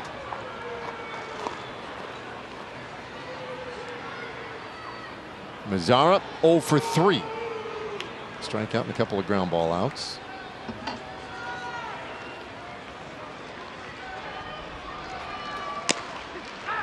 And there's strike 1. So I wonder if there's a number there as far as where the Rays would be comfortable as far as pitch total. If they're even thinking if you're going to bounce him back to start tomorrow. Yeah, if it's even on the table for them as a possibility. It's interesting because you're talking about 15 hours from now. Still be loose. Ahead 0-2 here. What's funny about the pitch smart is it actually goes up to age 22. That's where it stops. So they have a 19 to 22. They say 0 days rest up to 30 pitches. So if you throw more than that, 31 to 45, then you need a day's rest in between outings. I'd say for him, I'd keep it. It was under 15. Yeah, I'd feel comfortable doing it. 18's fine. Let's see if he's done this where he actually has had back-to-back outings. I think he's had back-to-back starts, hasn't he? Yeah, he has. So I don't know that this means that it's out of the question at all. Little bouncer by the mound and charging for it. Into play, Wendell, 2 away. You mentioned Tom and tried to call him out on the jeans. Of course, like you kind of put this on the map. You and Kelly Leak. Kelly Leak was jeans, wasn't he? When he first came out and tried out? I think he was. Not aware. It's kind of a sassy stance you got going there a little bit. Yeah, no, listen, and you brought it back again the next year. Yeah, that's when I played for PSL. Yeah. We were pretty good. What did that stand for? I have no idea. Something league. I know. I mean, because it was Go Baseball. Gehring Organized Baseball was the name of the league. So you think that was your sponsor? Probably. Yeah. Oh, good play by Beltre. Yeah. So the jeans were just unfortunately at that time where I lived. That's how we rolled. Yeah. We didn't have the pants. And listen, the pants weren't that great anyway. They're better than jeans, but you had to turn them back in. They were polyester. They were pretty worn out when you got them, at least at the Suffern Little League that I had to play in. I got to play in. We eventually, couple years, right? My last couple of years, we got to got to wear actual baseball pants, and therefore the stirrups as well, right? Which was sort of the big key. Because it was funny listening to Tom talk about that earlier, putting on the uni, the stirrups, the whole thing, and you just felt like it was quite the production. It was a full uniform, and that felt cool. Was it a shared helmet league? Oh yeah, yes, absolutely. About 2 helmets and 2 bats. You had the one that fit great. The other one, if you had to wear it, if the other guy had it, he was at second base, and you had to wear the one that was too big with no padding in it. That was a fun helmet. That was a the fun worst. one. That probably isn't very healthy. You don't really see that anymore. You know? They seem to have moved on past that. Beltre hits this one high in the air out to right field. And it's a 1-2-3 ninth inning. Wow, the Rangers shut out for 2 in a row. And they used 4 pitchers to do it tonight. That was also the 20th win of the season for Blake Snell. So we saw a few things here tonight. But it was a fun night on the Little League side, CJ. And great job on all those demos, by the way. That was fun. All right, Rick Renner, Tom Grieve, and Pudge Rodriguez, none of them in jeans. We'll have all the player reaction and breakdown from this one tonight. For CJ Nitkowski, Emily Jones, and our entire crew, I'm Dave Raymond, also not in jeans. Stay with us. More coverage of Rangers baseball coming up right after this.